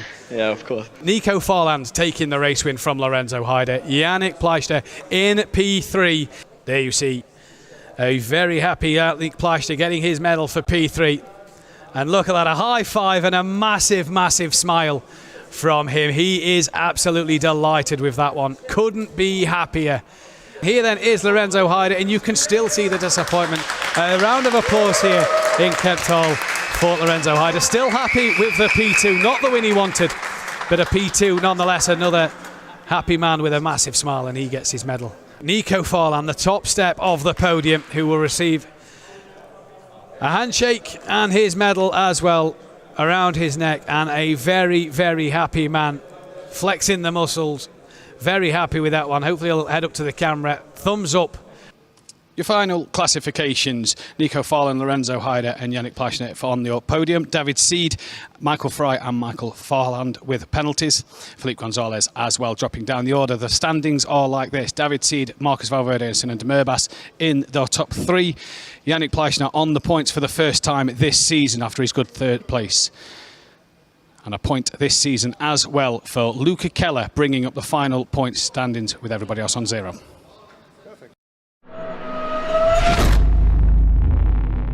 This is Racing Unleashed Beyond the Pinnacle. Now we can go racing. Who is going to be king of the late breakers? Wow, qué adelantamiento. Speed up the bremses. Michael Speedle is throwing absolutely everything at this, including the kitchen sink. Tremenda pelea.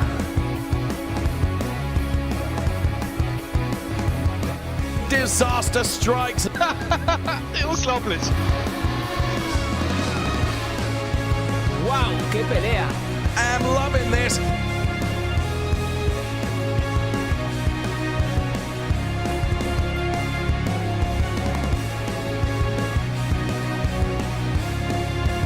Look at this. Absolutely brilliant stuff. This is Racing Unleashed.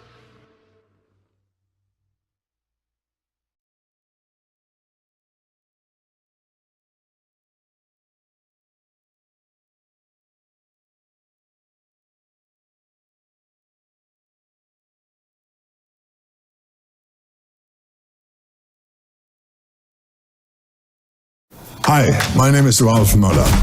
I'm the Chief Fitness Officer of Racing Unleashed. For esports, sim racing, physical and mental fitness is important.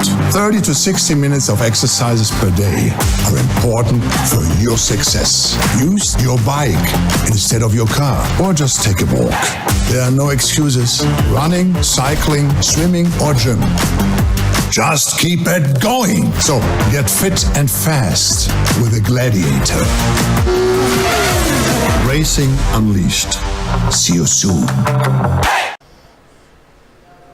Thank you, Ralph. Here we are then, and this is the way it looks in terms of how our grid will shape up for Silverstone. Felipe Gonzalez going from pole position. Then it'll be Valentin Georgiev. Yannick Pleister, good opportunity for Yannick. Also good opportunity for Ciro Zambra going from P4. Then it's Nico Farland, Luca Keller, Tiziano Caponia, Yannick Schmidt, Lorenzo Hyder and David Seed. Well, on the 5th row of the grid, he goes from P10 ahead of Hugo Pinto. Then it's Fabian Meyer, Joshua Hyder, Julian Mathias de la Rosa, Astrid Vollenweider, Michael Farland, Sinan Demerbas, Patrick Haberman, Borja Zazo and Matthias Overkirk. They occupy by the next 10 rows of the grid, if you will, or the next 5 rows of the grid, taking us from P11 to P20. This after our knockout qualifying here at Silverstone, and then it's Ondrin Kaifer that brings up the rear in P21. That's the way it looks then, and of course we will be bringing you the grid in full just ahead of the race. Absolutely fantastic stuff during knockout qualifying. It was really, really entertaining for us.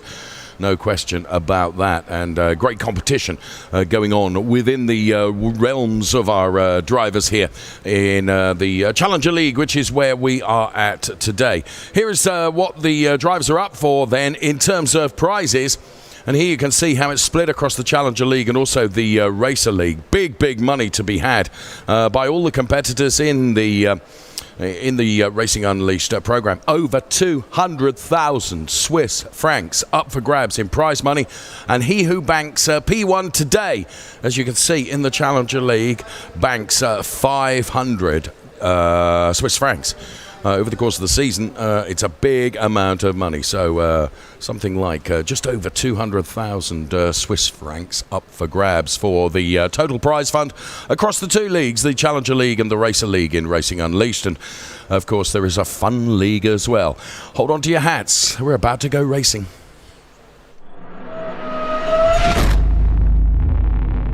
This is Racing Unleashed Beyond the Pinnacle. Hold on to your hats. We are on the grid. Who is going to be king of the late breakers? Excellent onboard shot. Michael Spiegel is throwing absolutely everything at this, including the kitchen sink. Look at this. Absolutely brilliant stuff. Disaster strikes. Unglaublich. ¡Wow! ¡Qué pelea! I'm loving this.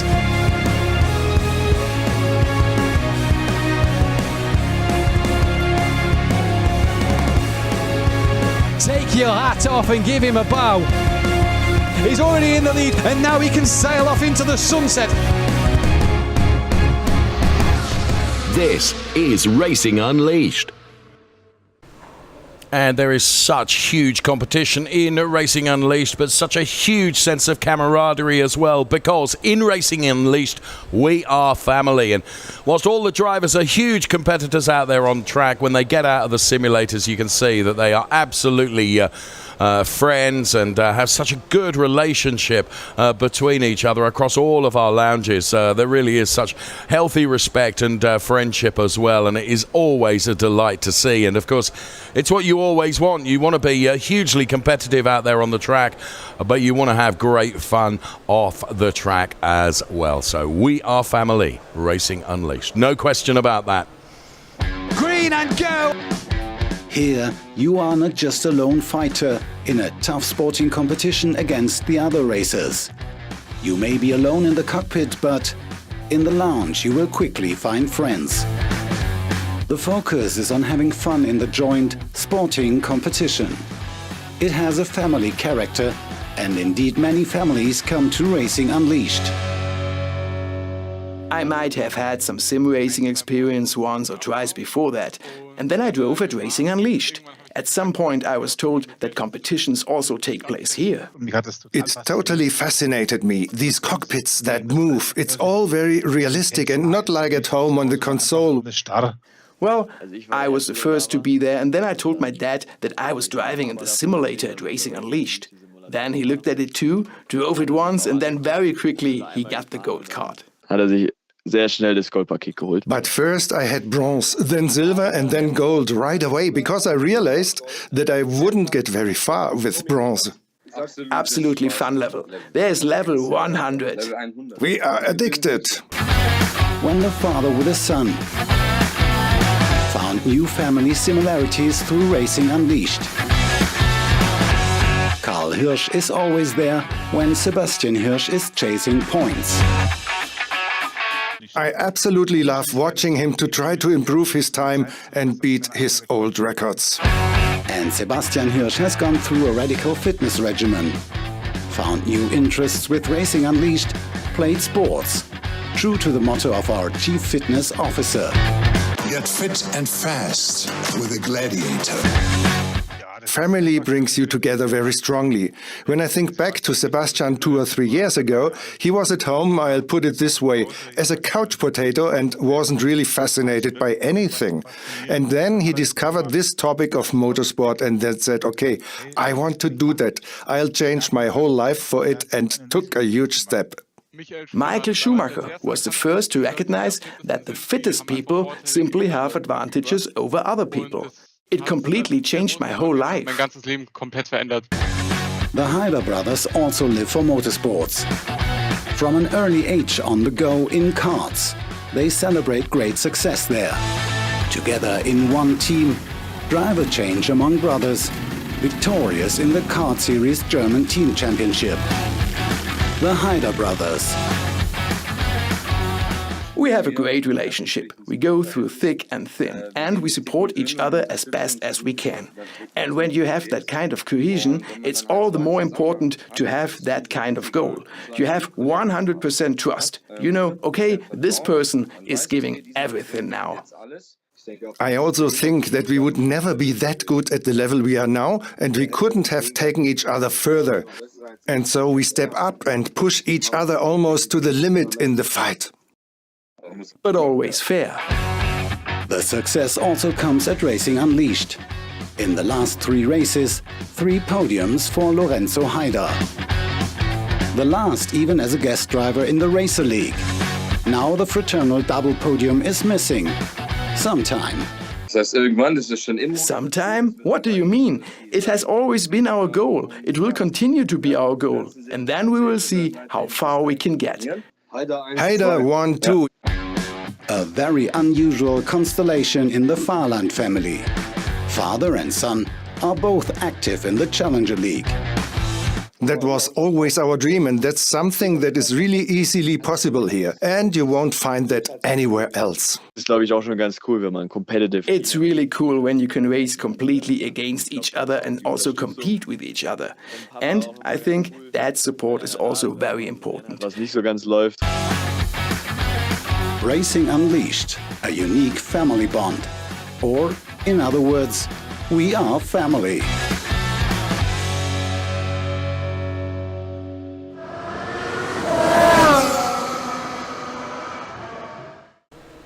Hugely competitive out there on track, real family friends off the track. So there you could see, and what a great film that was. So we are family. Right, going from P21, Ondrin Kiefer then with the loudest shirt in Racing Unleashed this weekend. There's no question about that. What can he do from P21 on the grid? We are bringing you our grid animation for the race to come here at Silverstone. Matthias Uverkirk then to the right-hand side of your picture goes from P20. Borja Zazo going from P19 on the grid. So that is the 10th row of our grid at Silverstone. To the 9th row, where we find Patrick Haberman, who you may recall started the knockout qualifying P1. He completes the qualifying P18, and Sinan Demirbaş, he goes from P17. And Sinan then involved in losing out a load of positions. Now, first part of the Farland family is Michael. He goes from P16. Really rather lovely kiss from his partner there to wish him well. And then it's Astrid Vollenweider going from P15. All smiles as well. They're situated in our lounges in Munich and Calm, respectively. Julian Machas Dalla Rosa goes from Munich P14. And the first of the Hyder brothers then, it's Joshua, who is going from P13. And he sits literally a couple of meters away from my studio here and he is ready to go in Kemptthal from P13. We continue our look through the grid then, and Fabian Meyer then, he's going from P12 in Munich, and Hugo Pinto is going from P11 on the grid. So Hugo Pinto based in Madrid, and Fabian Meyer is in Munich.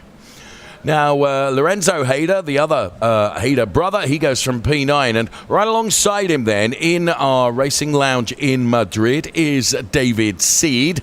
Hopefully David can hear us. And yes, David, yeah, that's brilliant news. Good afternoon to you. Friend, you've got some overtaking to do. I thought you did a very good job in qualifying. Well, I'm not very happy with my pace in knockout, but I hope I can get a good finishing place in the race. Well, we will see. Don't be surprised if David Seed is on the podium. That is our 5th row of the grid. P9 for Lorenzo Hyder and P10 for David Seed. As we continue scrolling through our Silverstone grid, Yannick Schmidt going from P8. He's in Munich. And then Tiziano Caponio, who I spent an enjoyable few moments with just before coming up to my studio, and he managed to spill my entire cup of tea over me. Thanks, Tiziano. Luca Keller goes from P6, and Nico Farland goes from P5. Those drivers are based in Calm and Munich respectively, and Nico Farland, of course, son of Michael, he's going from P5. Ciro Sambra going to be a danger man from P4, as is our P3 driver Yannick Pletcher. Yannick has tasted success in Racing Unleashed. He would dearly love to do it again, and I congratulated Valentin Georgiev for his P2 position here in Kemptal. And then the best of everyone in knockout qualifying was Felipe Gonzalez in Madrid. He goes from pole position. He is offered best wishes then just ahead of the start of the race. That is our league lineup for this race here in Silverstone. All the qualifying is done, and now it's down to the race. The lighting gantry is about to erupt in light. We are ready to go racing. This is Racing Unleashed. This is the Challenger League. Hold on to everything as the lights go out. It's a reasonable start from Felipe Gonzalez, but an even better start now. I said that Yannick Pletcher could be a danger man from here. Looks like he is being hounded right at the start of this and has lost a place already, and it goes back down to P5, so that's something like the commentator's curse, isn't it? So Gonzalez from Georgiev, and then Sambra, who I also said would be one to watch, and Sambra P3, and Nico Farland up to P4 as the drivers make their first tentative steps around this huge Silverstone circuit, which comes with such a heritage that all the drivers love racing here. Yannick Pletcher now recovering nicely and has found himself in P3.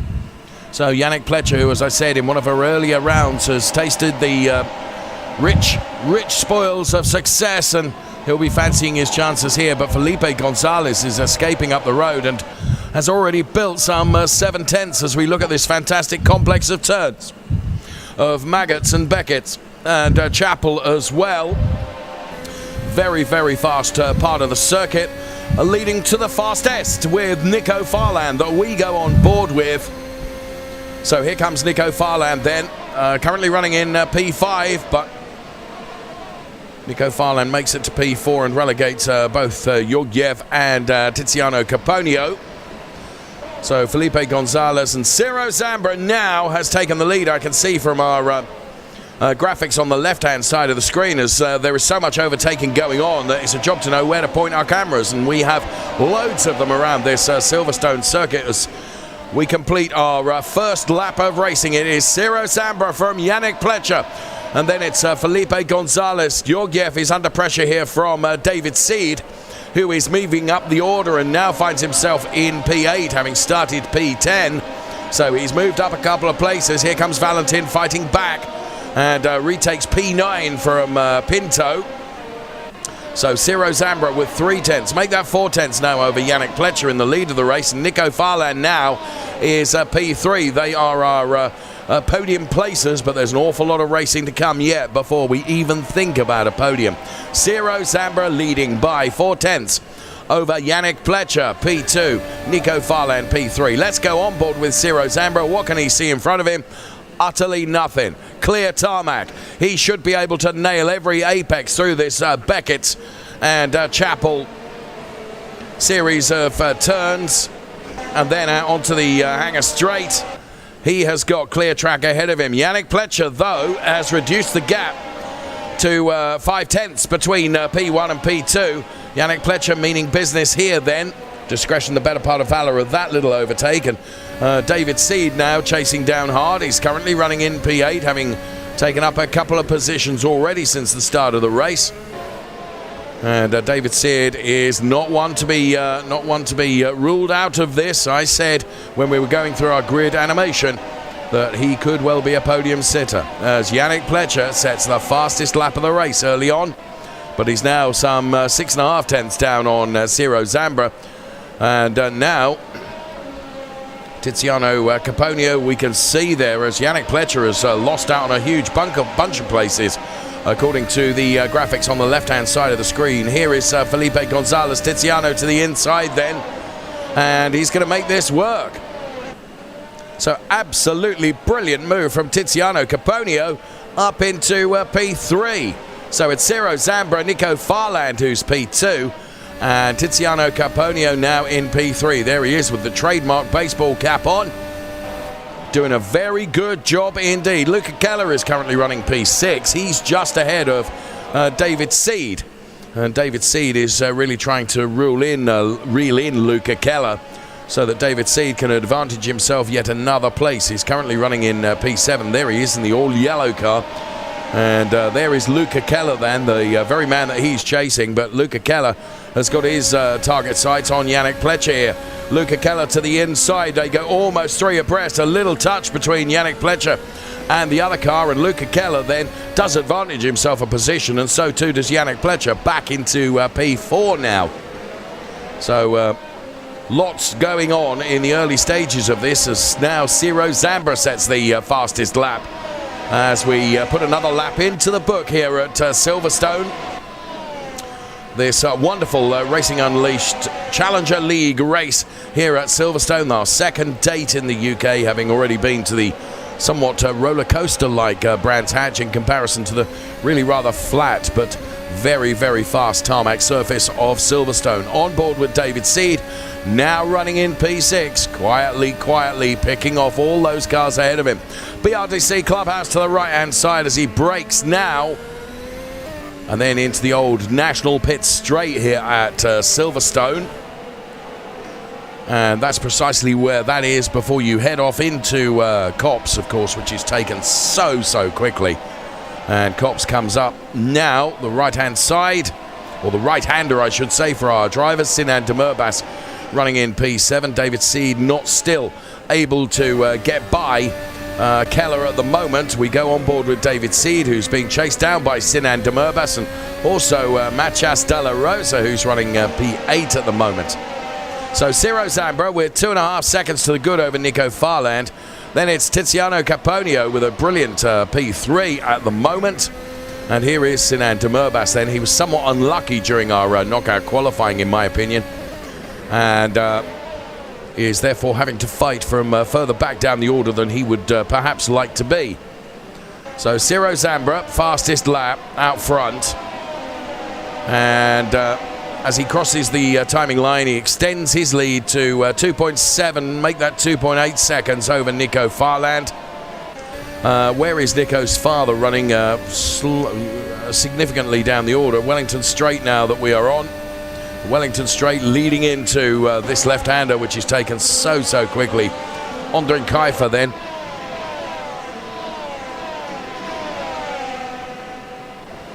So Michael Farland running in P18 at the moment with his son Nico in P2.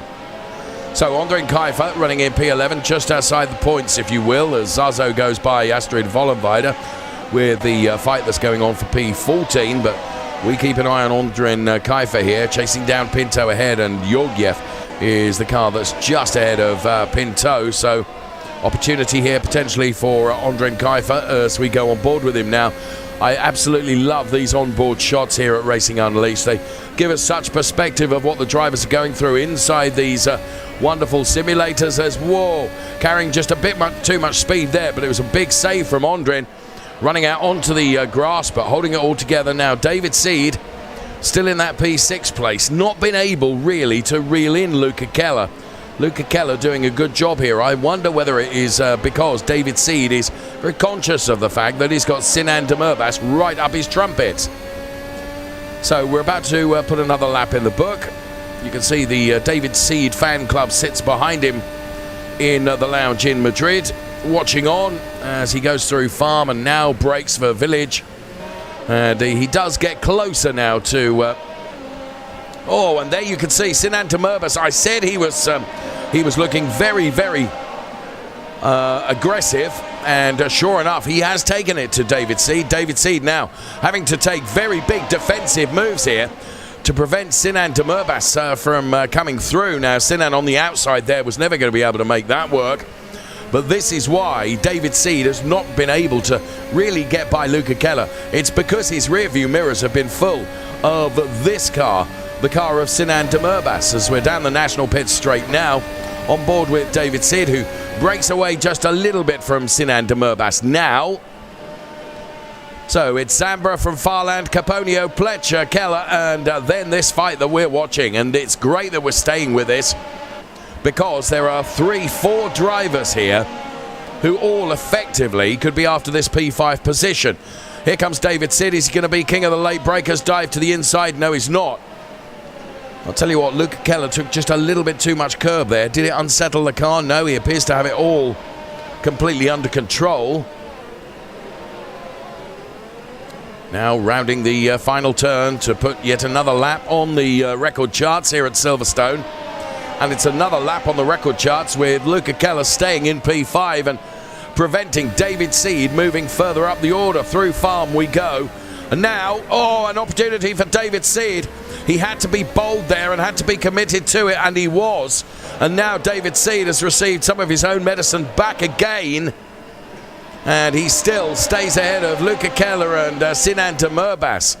That was a very, very aggressive move from David Seed. He had tried everything everywhere to try and get by Luca Keller and had failed, so he had to be bold and ambitious, and he certainly was there. There was a little touch between the two of them, but David Seed, after many, many laps of waiting, has gone through now into P5, and you can see he is quicker because he's been able to break away a bit from Luca Keller. Although that could be just telling the story of Luca Keller now having to defend from Sinan Demirbaş and Matías Dalla Rosa and Ondřej Kajfer as well. So there is Sinan Demirbaş, and David Seed then has really broken away by 5 or 6 car lengths between this little gaggle of cars that are contesting this P6, 7 and 8 position. And we're on board the P8 car now of Matías Dalla Rosa. We're on lap 7 of 20 here at Silverstone, and whilst all this has been going on, Ciro Zambra has just been quietly going about his business in the lead of the race. This is Julian Matías Dalla Rosa, based in Munich, in our lounge there. Carries so much speed through farm, absolutely not letting off at all. Great driving from all of our drivers. Zambra from Farland, from Caponio, the top 3. Then it's Yannick Pletcher, David Seed. Then this gaggle, this Luca Keller, Sinan Demirbaş fight that's going on with Matías Dalla Rosa and Kajfer, and also Lorenzo Hyder trying to buy into it as well. So Luca Keller and Sinan Demirbaş then eventually exchange positions, and Sinan Demirbaş goes through. And now he's got to set about trying to reduce the margin that David Seed has on him now, as David Seed is trying to reel in Yannick Pletcher for P4. I said right at the beginning of the race that a podium place for David Seed was not potentially out of the question. We'll see when it gets towards the end of the race. We're not even at half distance yet, with Ciro Zambra extending his lead still further, 4 seconds over Nico Farland in P2. Then a good showing from Tiziano Caponio in P3. Here's Julian Matías Dalla Rosa then, also chasing after Luca Keller now, who has seen a number of cars go by him, regrettably. But Luca Keller, of course, with every turn, with every centimetre of tarmac, is still learning his craft here. Wonderful young talented drivers that we see in Racing Unleashed. Well, young and old talented drivers in Racing Unleashed. Age is no barrier, that's for sure. So Luca Keller pinpoint accurate through the turns, holding on to the car nicely, running in that P7 position. Sinan Demirbaş having got by, and here is Ondřej Kajfer, who could do without the moniker of P9. He'd rather have P8, and Ondřej doing everything he can to chase down. Now Ondřej is in our racing lounge in Zurich and is chasing down Machas de la Rosa, who is occupying that P8 position at the moment. Now Zambra has settled on that kind of 4-second margin over Nico Farland. It's not really increasing by very much now. Just wonder whether Nico Farland in the second half of the race will be able to find something to be able to potentially take it to Ciro Zambra. So Julian Machas de la Rosa and Ondrin Kaifer are contesting this P8 place. Love this shot as well. Oh, and that was a bold move from Machas de la Rosa on the inside of Luca Keller, but he wasn't able quite to make it work. Here is Julian then into the club corner turn now, left then right. And then, of course, more of a sweeping right round club, which brings you onto the start-finish straight. And we start on lap 10 of 20, which means when we're halfway through the kilometres around the Silverstone Circuit, we will be at half distance within the race. And this is how Luca Keller is having to defend from Sinan de Murbas. And now he had additional momentum there, but Julian Machas de la Rosa was almost able to take advantage as well. And that's the trouble when you're hunting, because you're being hunted at the same time. To the inside now, a little barge on the wheel, and that sounds the Luca Keller car around, and that will be looked at by race control. It does put Machas de la Rosa ahead, but Luca Keller really losing out there, and there was just the most innocuous touch on the wheels, but that is just enough. The cars and the drivers are at such limits that a little touch like that is enough to send the car around. And Ondrin Kaifer and Lorenzo Hyder was able to take advantage of those situations and come through and put himself into P8 as Yannick Schmidt now we were watching.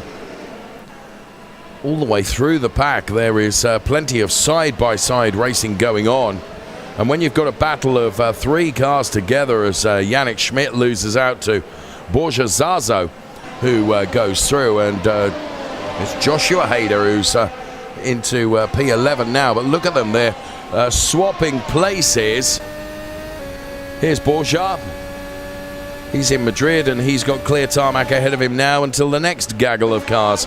And this is Yannick Schmidt, currently running P12. And may I just say, as I look at our timing screen, that David Seed is getting ever closer to Yannick Pletcher for P4. Just saying. So Schmidt then, and Luca Keller. Luca Keller really unfortunate to be called out in that little touch that came from Machas de la Rosa, which cost him some 4-5 positions. As I say, everything here, as we have seen, if you were with us right at the start of the program, which I so hope you were, I was explaining the roles of our big race direction team, who have access to so much data and even more camera angles than we do in our fantastic TV production. But they take a look at everything, and there'll be various little incidents that they'll be viewing at the end of the race, I feel sure. Zambra, Farland, Caponio, the top 3. This is Hugo Pinto. He's currently P14. He's got the disadvantaged Luca Keller in front of him, but he's also got Borja Zazo right behind him. And Zazo and Gonzalez really pushing hard here. On to lap 12 of 20 here at the Silverstone Circuit, so revered by all racing drivers. And the second of our 2 events in the UK. And the circuit really could not be much different to the roller coaster of Brands Hatch, which is where we were racing last time around. Now Ciro Zambra has turned the wick up a bit, because he has increased the margin to 5.2 as Borja Zazo, I said, was dangerous on Hugo Pinto, and sure enough, with a very clean and tidy overtake, Borja Zazo goes through to pick up P14 from Hugo Pinto, who subsequently is relegated to P15. I also mentioned that David Seed is moving up as well, and now is within potential striking distance of Yannick Pletcher. So David Seed in P5, Yannick Pletcher is P4. And yes, it was me that said is a possibility, is a potential up for grabs for David Seed to take a podium out of this race. Well, it's still possible, obviously, as so the laps count down, and just credit to all the drivers that are in front of David Seed, where once upon a time David would be able to cut through like a hot butter through knife. He's not having quite such an easy time of it now, and that reason is because all the drivers are really on the pace here. Pinto has just lost out from Gonzalez, I can see, but we're watching the P5 driver, David Seed, and Yannick Pletcher is well within his target sights. So here comes David Seed. He probably needs another couple of laps just to inch further forward. Let's take a look from the back of the cockpit of the Yannick Pletcher car at the chasing David Seed. Now, Yannick will be more than well aware of the fact that his rearview mirrors are filled with the yellow of David Seed's car. This is Yannick Pletcher. I love Yannick's facial expressions when we get this wonderful split-screen shot of Yannick around the circuit. There's Joshua Hyder, nearly in a points-paying position. There's just Valentin Georgiev preventing Joshua Hyder from being in P10 at the moment. So here's Joshua then, through that really fast sequence of turns that everyone loves here at Silverstone. And then you close it out with Chappell. Get the draft from the car in front.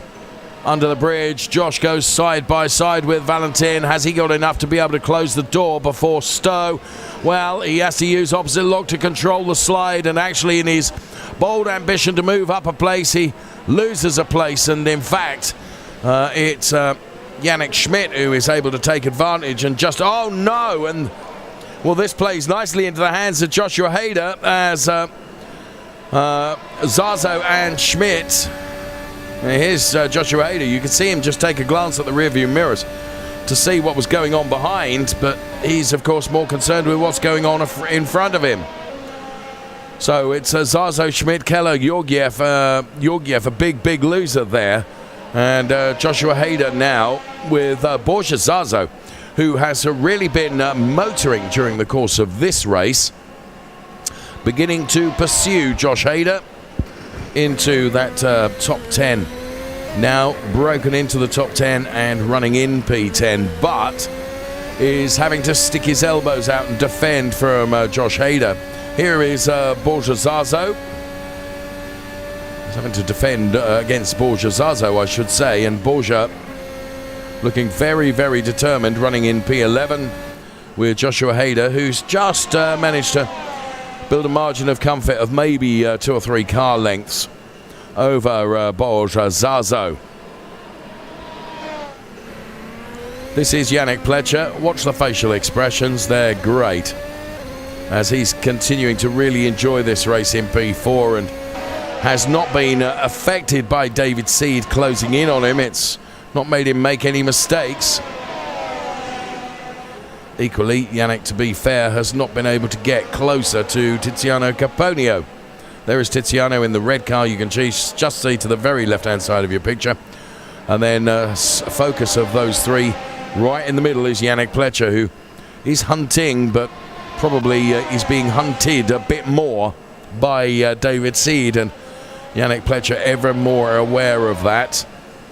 And therefore driving in a style and manner which remains quick, but also is quite defensive. National pit straight now for David Seed. Now just hold on as we go through this corner with such speed, heading up towards that complex where you take the curb in, curb out, curb in, curb out. Sounds something like a Pilates exercise, does it not? Under the bridge then, and David Seed trying to reel in Yannick Pletcher, but Yannick Pletcher has got such a good turn of speed. The car is set up perfectly for this Silverstone Circuit, and he remains steadfast in that P4 position.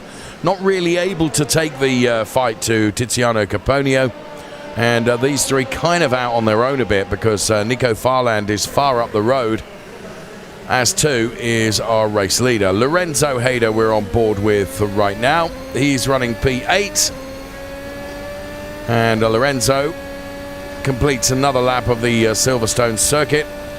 Lorenzo and Joshua then are brothers and fantastic ambassadors, if you will, for Racing Unleashed, as indeed all the drivers are. And as we saw with our wonderful film, We Are Family, great camaraderie.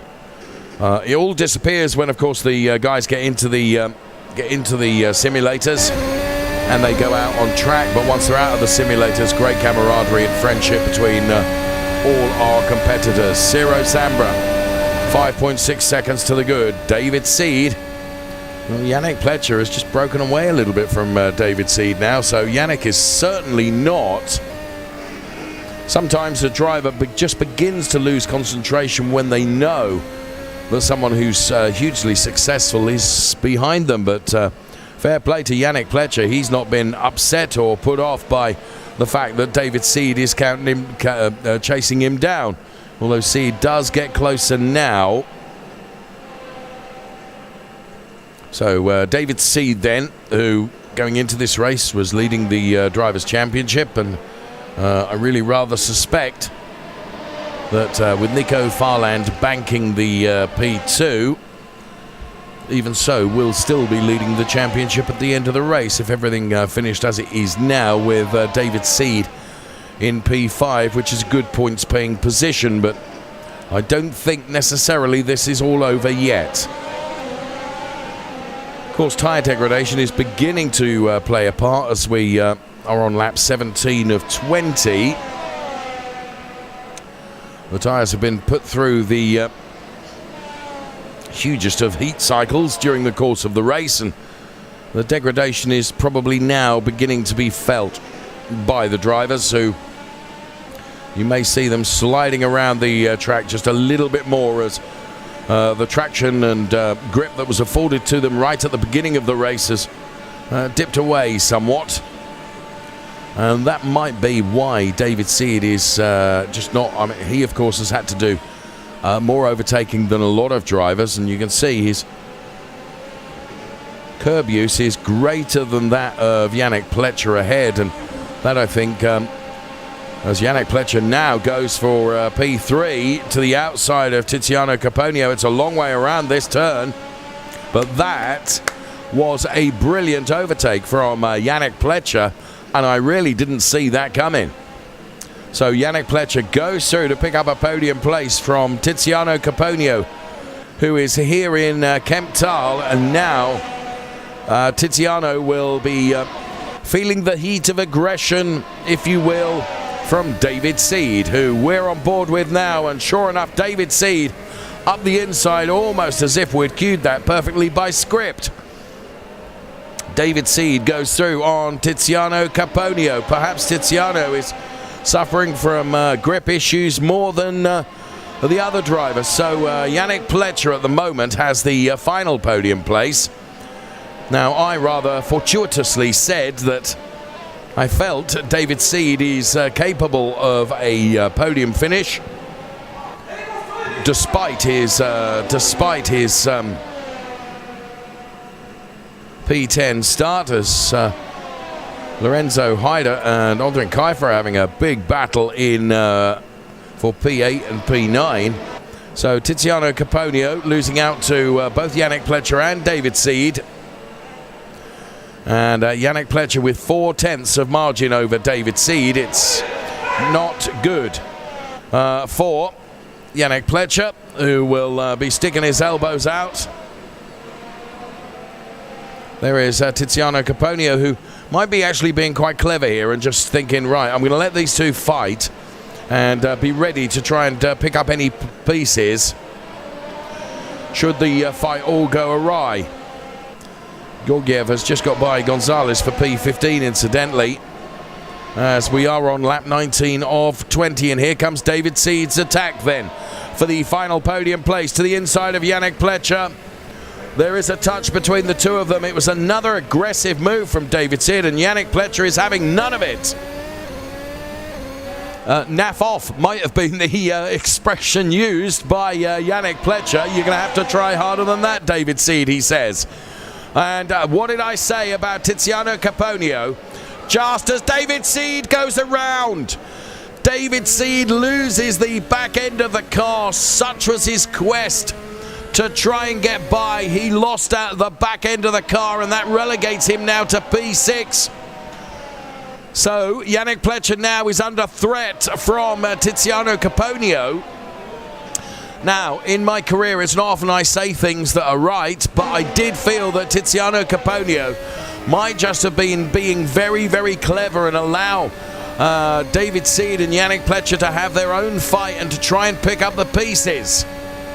And Tiziano Caponio absolutely determined to take a podium here, but Yannick Pletcher is the driver that is ahead in that all-green Formula Hybrid X Evo 2022, and now Tiziano Caponio under threat from Sinan Demurbas. So side by side, Demurbas has done this. Demurbas was just on the right line as we start the final lap of this race at Silverstone. It all livens up really rather nicely because David Seed has come back here. And David Seed on Tiziano Caponio now, all the way around the outside, is looking for P5. The outside gives him the inside for the next turn. He is in P5.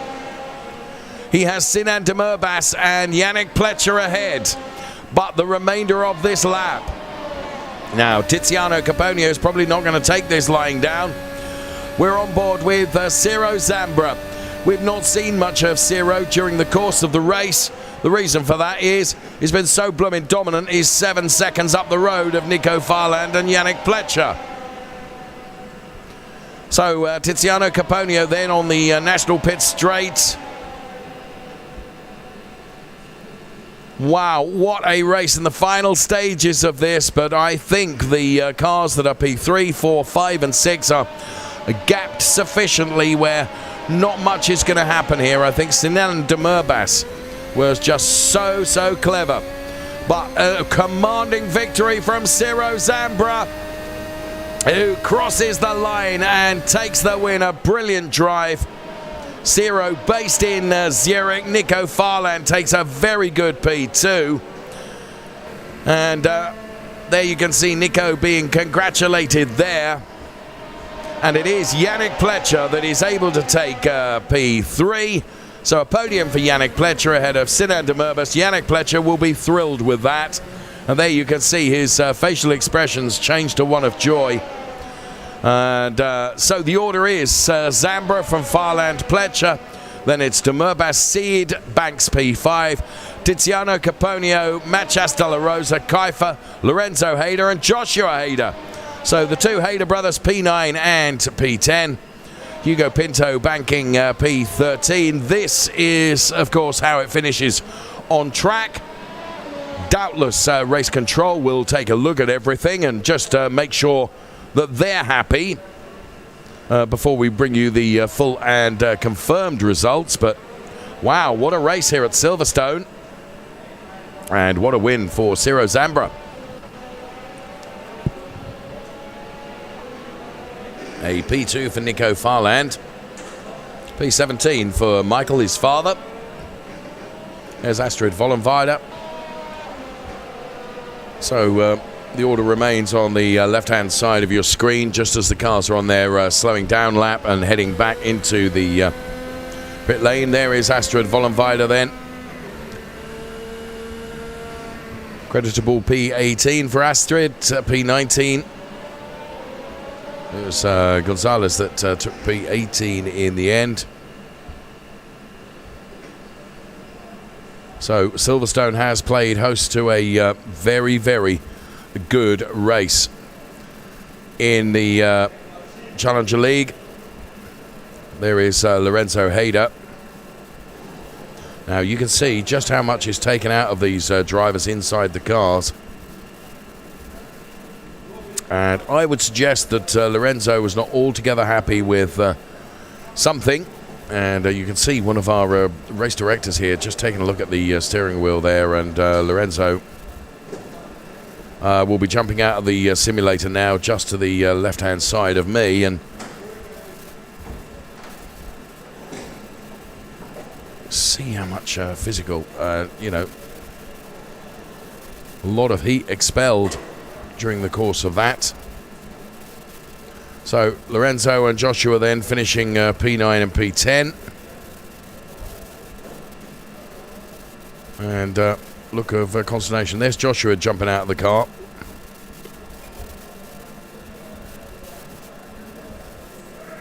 Can't quite listen in to what they're saying. Not that I would be necessarily able to understand it in any event, but always interesting to hear what the drivers are saying. There you can see a move being discussed. And do bear in mind that we have a very, very big panel of stewards and race directors who will take a look at everything, including this situation here. Now, this may have been what Lorenzo was talking about, though I suspect it wasn't. Now,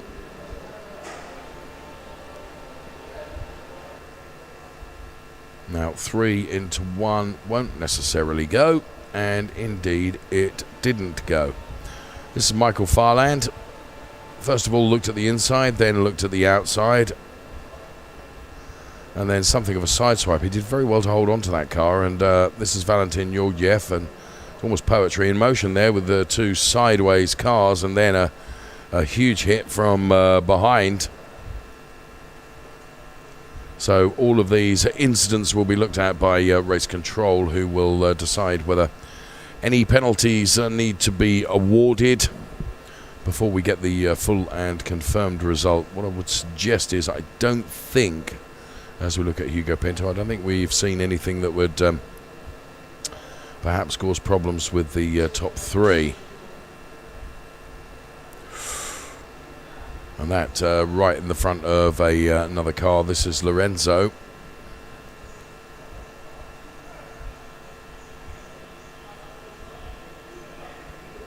Yep. And here is Ciro Zambra taking the checkered flag. Look at the delight as he throws his simulator from side to side. That put some pressure on the steering column bearings. Well done, Ciro. And there you can see various discussions going on at the end of that race. And there is Thomas, who's not racing today because he's literally just returned from holiday.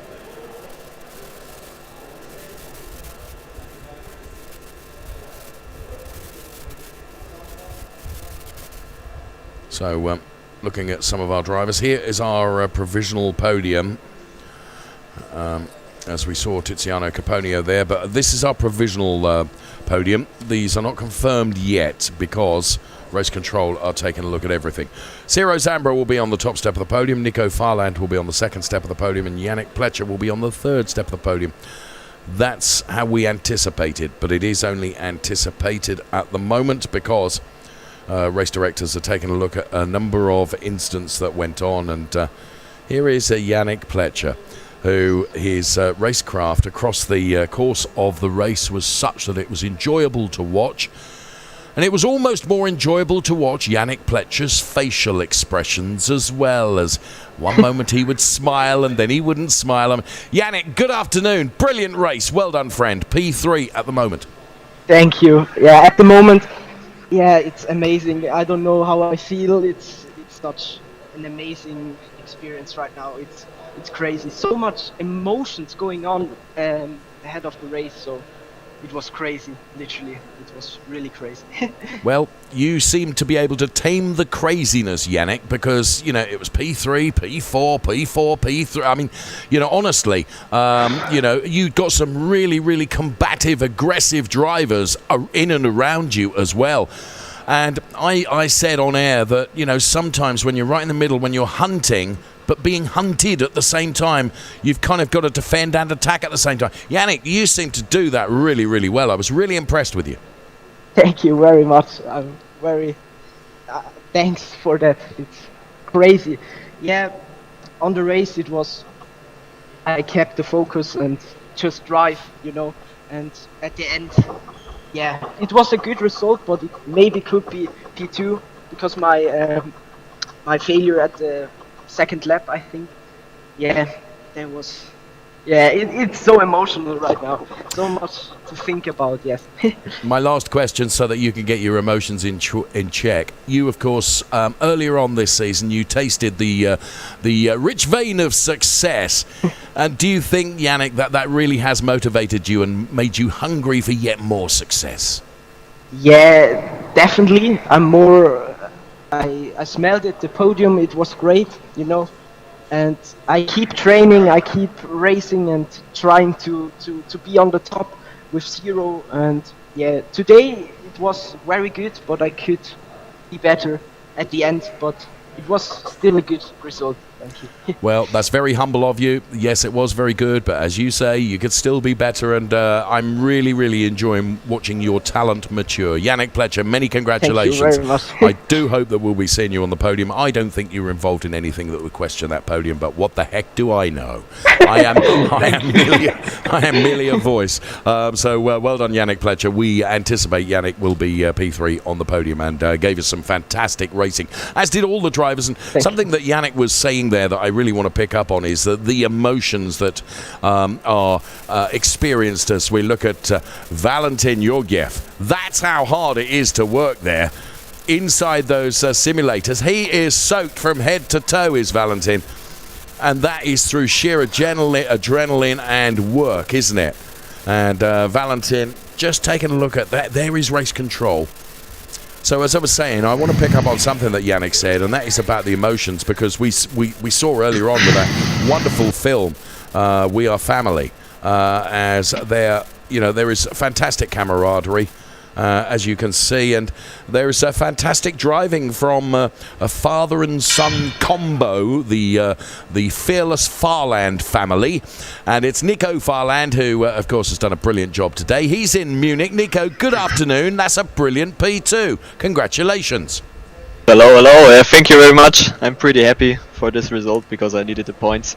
Congratulations, first of all, for Zero. He did a great job. He was pretty fast, and first of all, good congratulations to Sinan. I think I'm pretty happy for him because in his knockout race he has a little bit mistakes from the other guys and driving to P4, P5 maybe, I think. So great job for him, and I'm pretty happy. Good, I'm glad you're happy. You deserve to be happy because you conducted a brilliant race, and what I really like is the fan base that you seem to be creating, Nico. Because Go Team Farland, it says right behind your simulator. Yes, I hope so. Yeah, no, it does. And incidentally, if you want to join the Nico Farland fan club, I'll give you the website address because I'm sure there is. Thank you. So you have to join too. So. Oh, okay. Nico, of course, Silverstone is a really, really demanding circuit, and we saw Valentin Georgiev out of the simulator just a few moments ago, literally sweating from head to toe.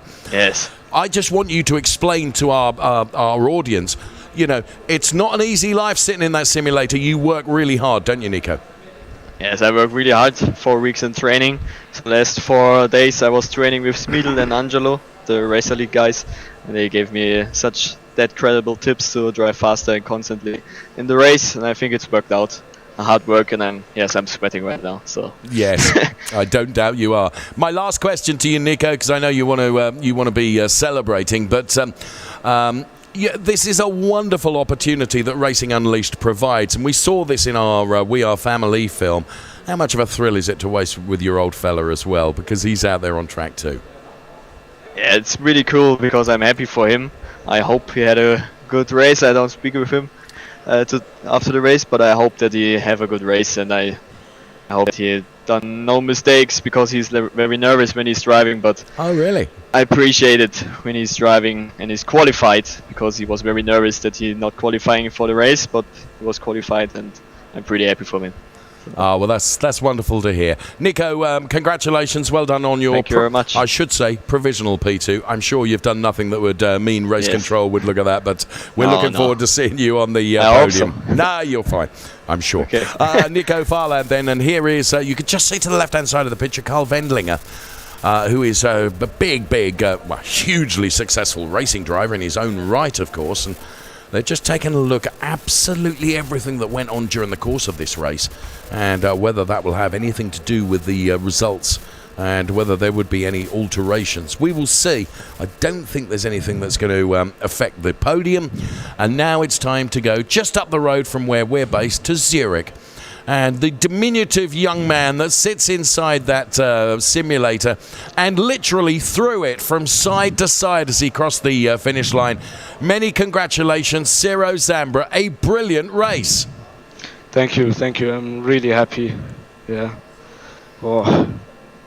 And the thing is, for me, Ciro, once you'd got your nose in front, it looked to me like almost every single lap was a quali lap. You built a very significant margin between yourself and P2. Was that your strategy? Yeah, at the start I tried my best to push, and to the end, the last few laps I managed my pace and drove it to the end. Yeah. How, when you've done such a hard work during the race and you put yourself in P1, does it become even more nerve-wracking on the final few laps? You've not made any mistakes. What you don't want to do is make a mistake in the final few laps and ruin all your hard work. Does that really ramp the pressure up on you, Ciro? Yes, it does, but I saw the gap between me and Nico was about 6 seconds, so I clearly could manage my pace, and yeah. Well, Ciro Zambra, successful and a superstar that you are. We're looking forward to seeing you on the top step of the podium in Zurich. Subject, of course, to race control, but I don't think you did anything wrong. I think you will be the race winner. Well done, Ciro. Thank you so much. So he's based in our lounge in Zurich. There is Thomas, who normally races. But has literally just returned from holiday and didn't have a chance even to get into the simulator ahead of qualifying. So that's why he didn't compete today, but he will be back and competing because he absolutely loves it. And there you can see him in conversation with Joshua Hyder. And here you can see the camaraderie that we were talking about. There is Michael Farland, the very back of that picture, I think I can see there. And all the drivers there together. There's Yannick Schmidt, you can see, with the golden locks atop his head. He's got a fine head of hair, as Yannick. Yannick, he's a young, fit guy as well, and worked really hard in the simulator. And all these guys take it so seriously. I was talking to Thomas earlier on about just how these guys train ahead of a race weekend to maximize their opportunity during the course of the race. And this camaraderie that we see as we see handshakes and hugs and fist bumps as well, it's lovely to see. We are responsible, if you will, for a fantastic family atmosphere here. And this is what it looks like here in Kemptal, as this is where race control is headquartered, if you will.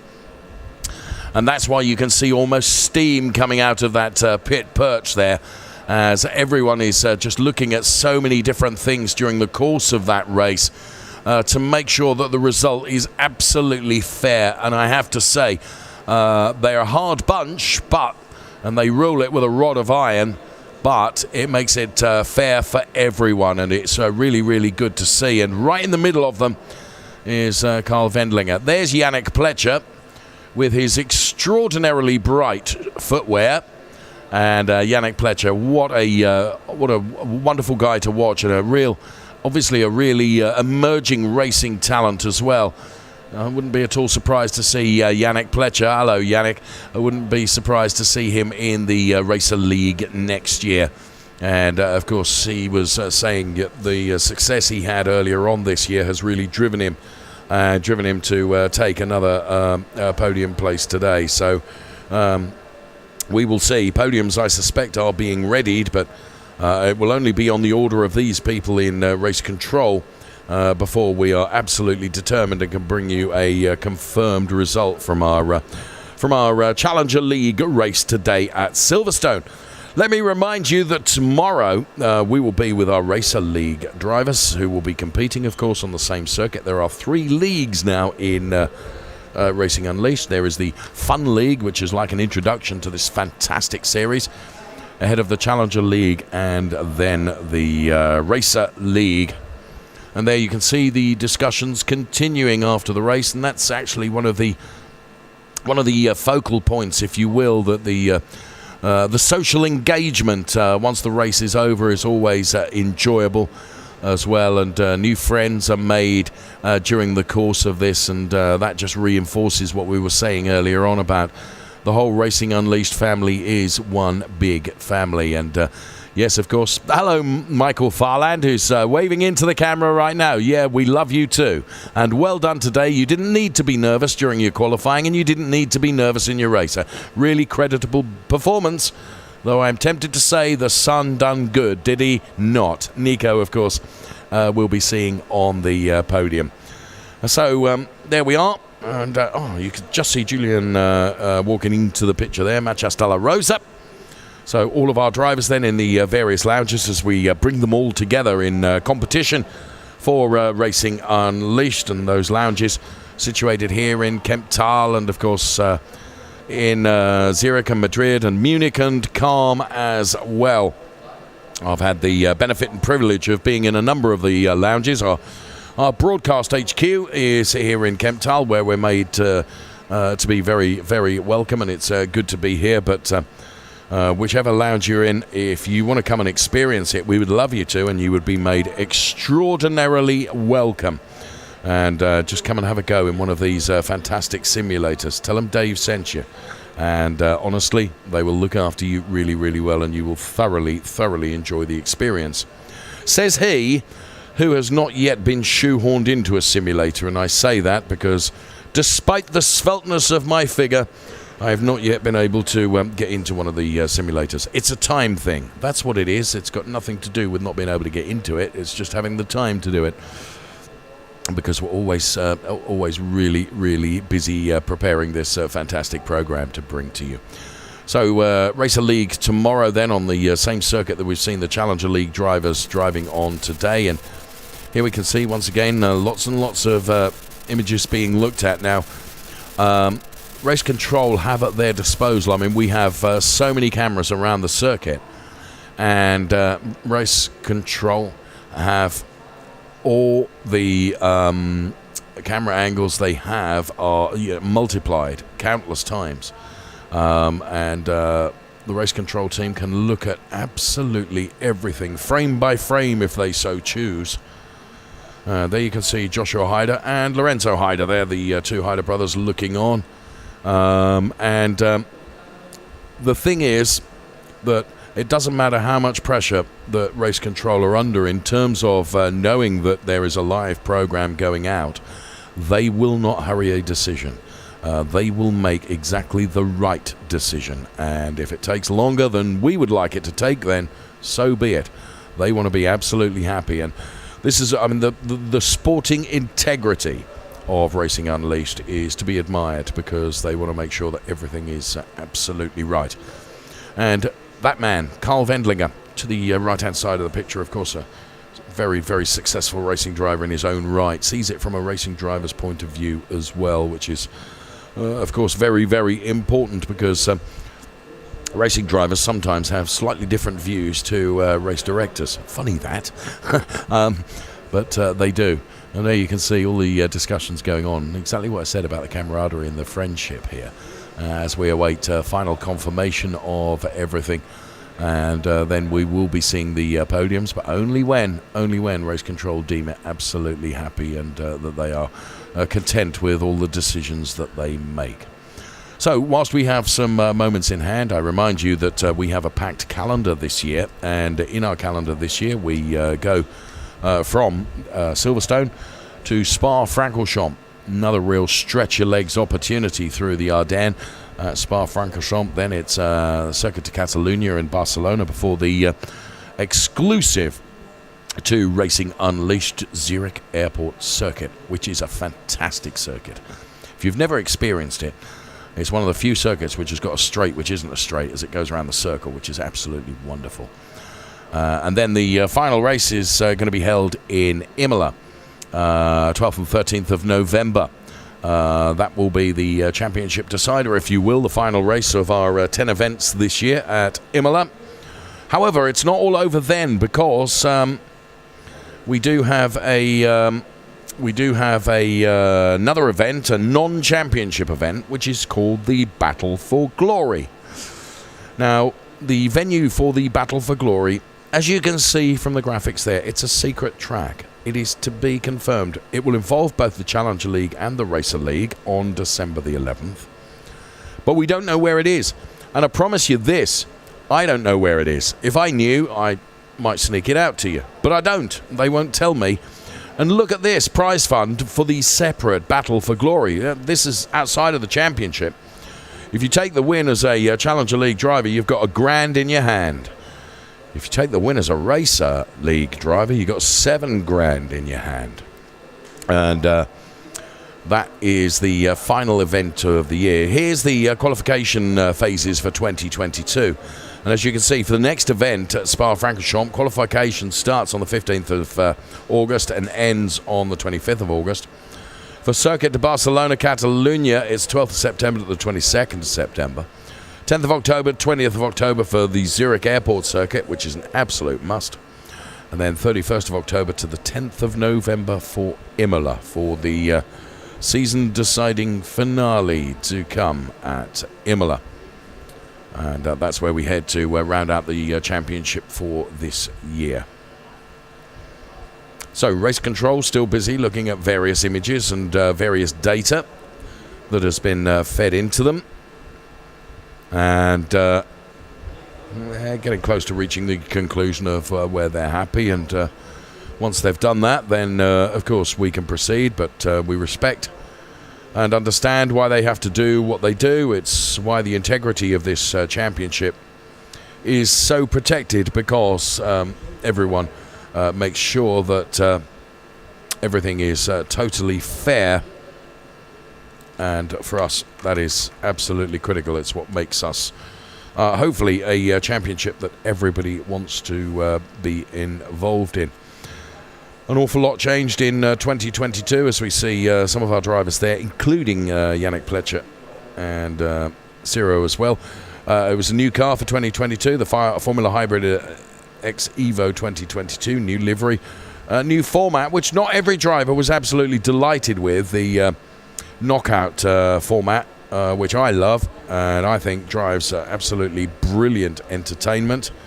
As I say, it's not to necessarily all the drivers' liking. And, of course, the introduction of a new league, the Fun League, which is a real introduction to our Racing Unleashed program, if you will, as we go beyond the Pinnacle in 2022. So the sessions, free practice, of course, is the gear up, which is only 10 minutes for the drivers to get their eye in on every circuit that we race at. Then the knockout, which is some 30 minutes and eliminates 2 drivers on most laps. And here we can see an explanation of all of our leagues. Let's start from the bottom to the top. The Fun League is possible at any time for you to join that, regardless of the race calendar. It's open to everyone, and it's hosted by each individual lounge, so anyone can come and have a go in the Fun League, and we'd love you to. Now, the Challenger League, the registration for the Challenger League race weekend is via our website at Racing Unleashed. It is open to all at several locations across Europe as well. And then the Racer League, it is the qualification through performance. You become a contract driver on your first step of your racing career, if you will. We have a race calendar, of course, and the race calendar this year features some of the finest circuits around. And we still have a number of those circuits to go to, as I alluded to just a little while ago. Spa-Francorchamps, Barcelona, Zurich Airport Circuit, which is exclusive and wonderful, and then Imola, and then, of course, that Battle for Glory to be confirmed at the end of the year. Well, not the event to be confirmed, that's absolutely confirmed. In fact, my flights are booked. It's more the venue that is to be confirmed, because it's held in a rich vein of secrecy as to where the Battle for Glory is going to be held, and they won't tell me. Because they know that if they told me, I would tell you I'm that kind of a guy. You can see on the one of the screens here as we look at race control, just above race control there, there's all the social media. Please follow us on all our social media channels. We would love you to do that, Racing Unleashed, because we want you to be part of our expanding and big family as well, because it's really important to us. It's a shared experience. The drivers perform, the drivers win big. But we want you to be winners as well by enjoying everything that we are able to provide. And social media is a great opportunity for you to do that, whether it's Instagram or Twitter or even Facebook, LinkedIn, YouTube, you name it. We're across the social. We are across the social media, all of the social media channels. Plenty of discussions going on there. I'd love to be a fly on the wall to hear what's going on there with some of our fantastic drivers who have done a great job for us today. And we are just awaiting confirmation. If you think I'm babbling on for no reason, it's not that I'm babbling on for no reason. I am awaiting confirmation from race control as to confirmed results for that, and indeed the podiums that we will be seeing in due course. So there you can see to the right-hand side of your picture, middle of the picture, there is the Go Team Farland Nico. There is the Go Team Farland. Hello, everyone waving now here on telly. Yes, you are. Hello. Michael Farland is there as well with the Go Team Farland banner, which I really like. I think that's fantastic, and more of that, please, as we really, really encourage supporters to come and watch the drivers at work as well. I think it adds to the whole ambience and atmosphere of this fantastic series, and the podium awaits right at the back of that lounge, as you could see.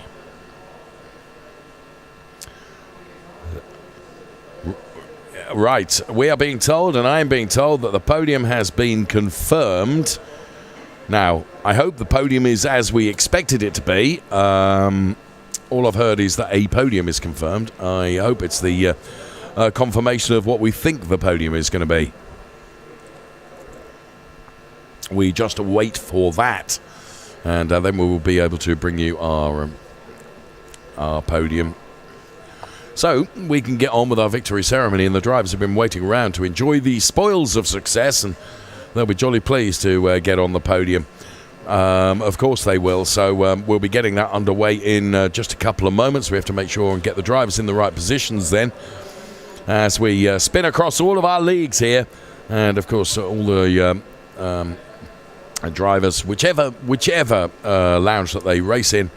Podiums, of course, always take place in their respective lounges, and podium is being readied here in Zurich. We can see that's the Zurich lounge, which I've had the privilege of being there, and very nice place it is as well. Here is Yannick Pletcher first of all. So this is P1 and 3, if I'm right. I think I am.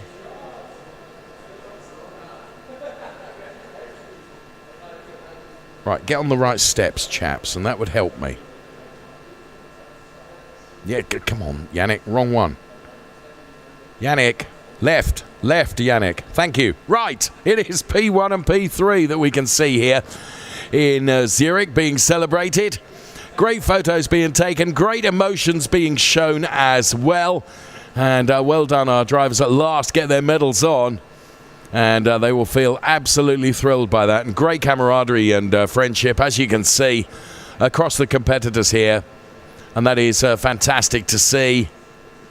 And here we await the P2 driver, Nico Farland, to go up onto step 2 of the podium. Many congratulations, Nico. And here, be presented with your medal. Made of fine metal, you know. And a big thumbs up for Nico Farland then, P2. Team Farland, rules okay. And big congratulations being offered as well.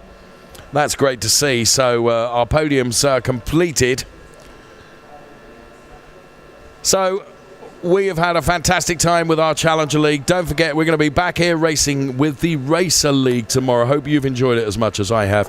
What I want to do is say a big thank you to you for watching. Join us tomorrow. Goodbye for now. This is Racing Unleashed Beyond the Pinnacle. Hold on to your hats. We are on the grid. Who is going to be king of the late breakers? Excellent onboard shot. Michael Spiegel is throwing absolutely everything at this, including the kitchen sink. Look at this. Absolutely brilliant stuff.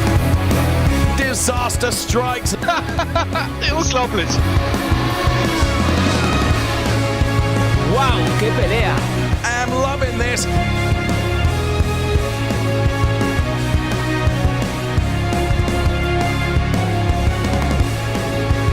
Take your hat off and give him a bow. He's already in the lead and now he can sail off into the sunset. This is Racing Unleashed.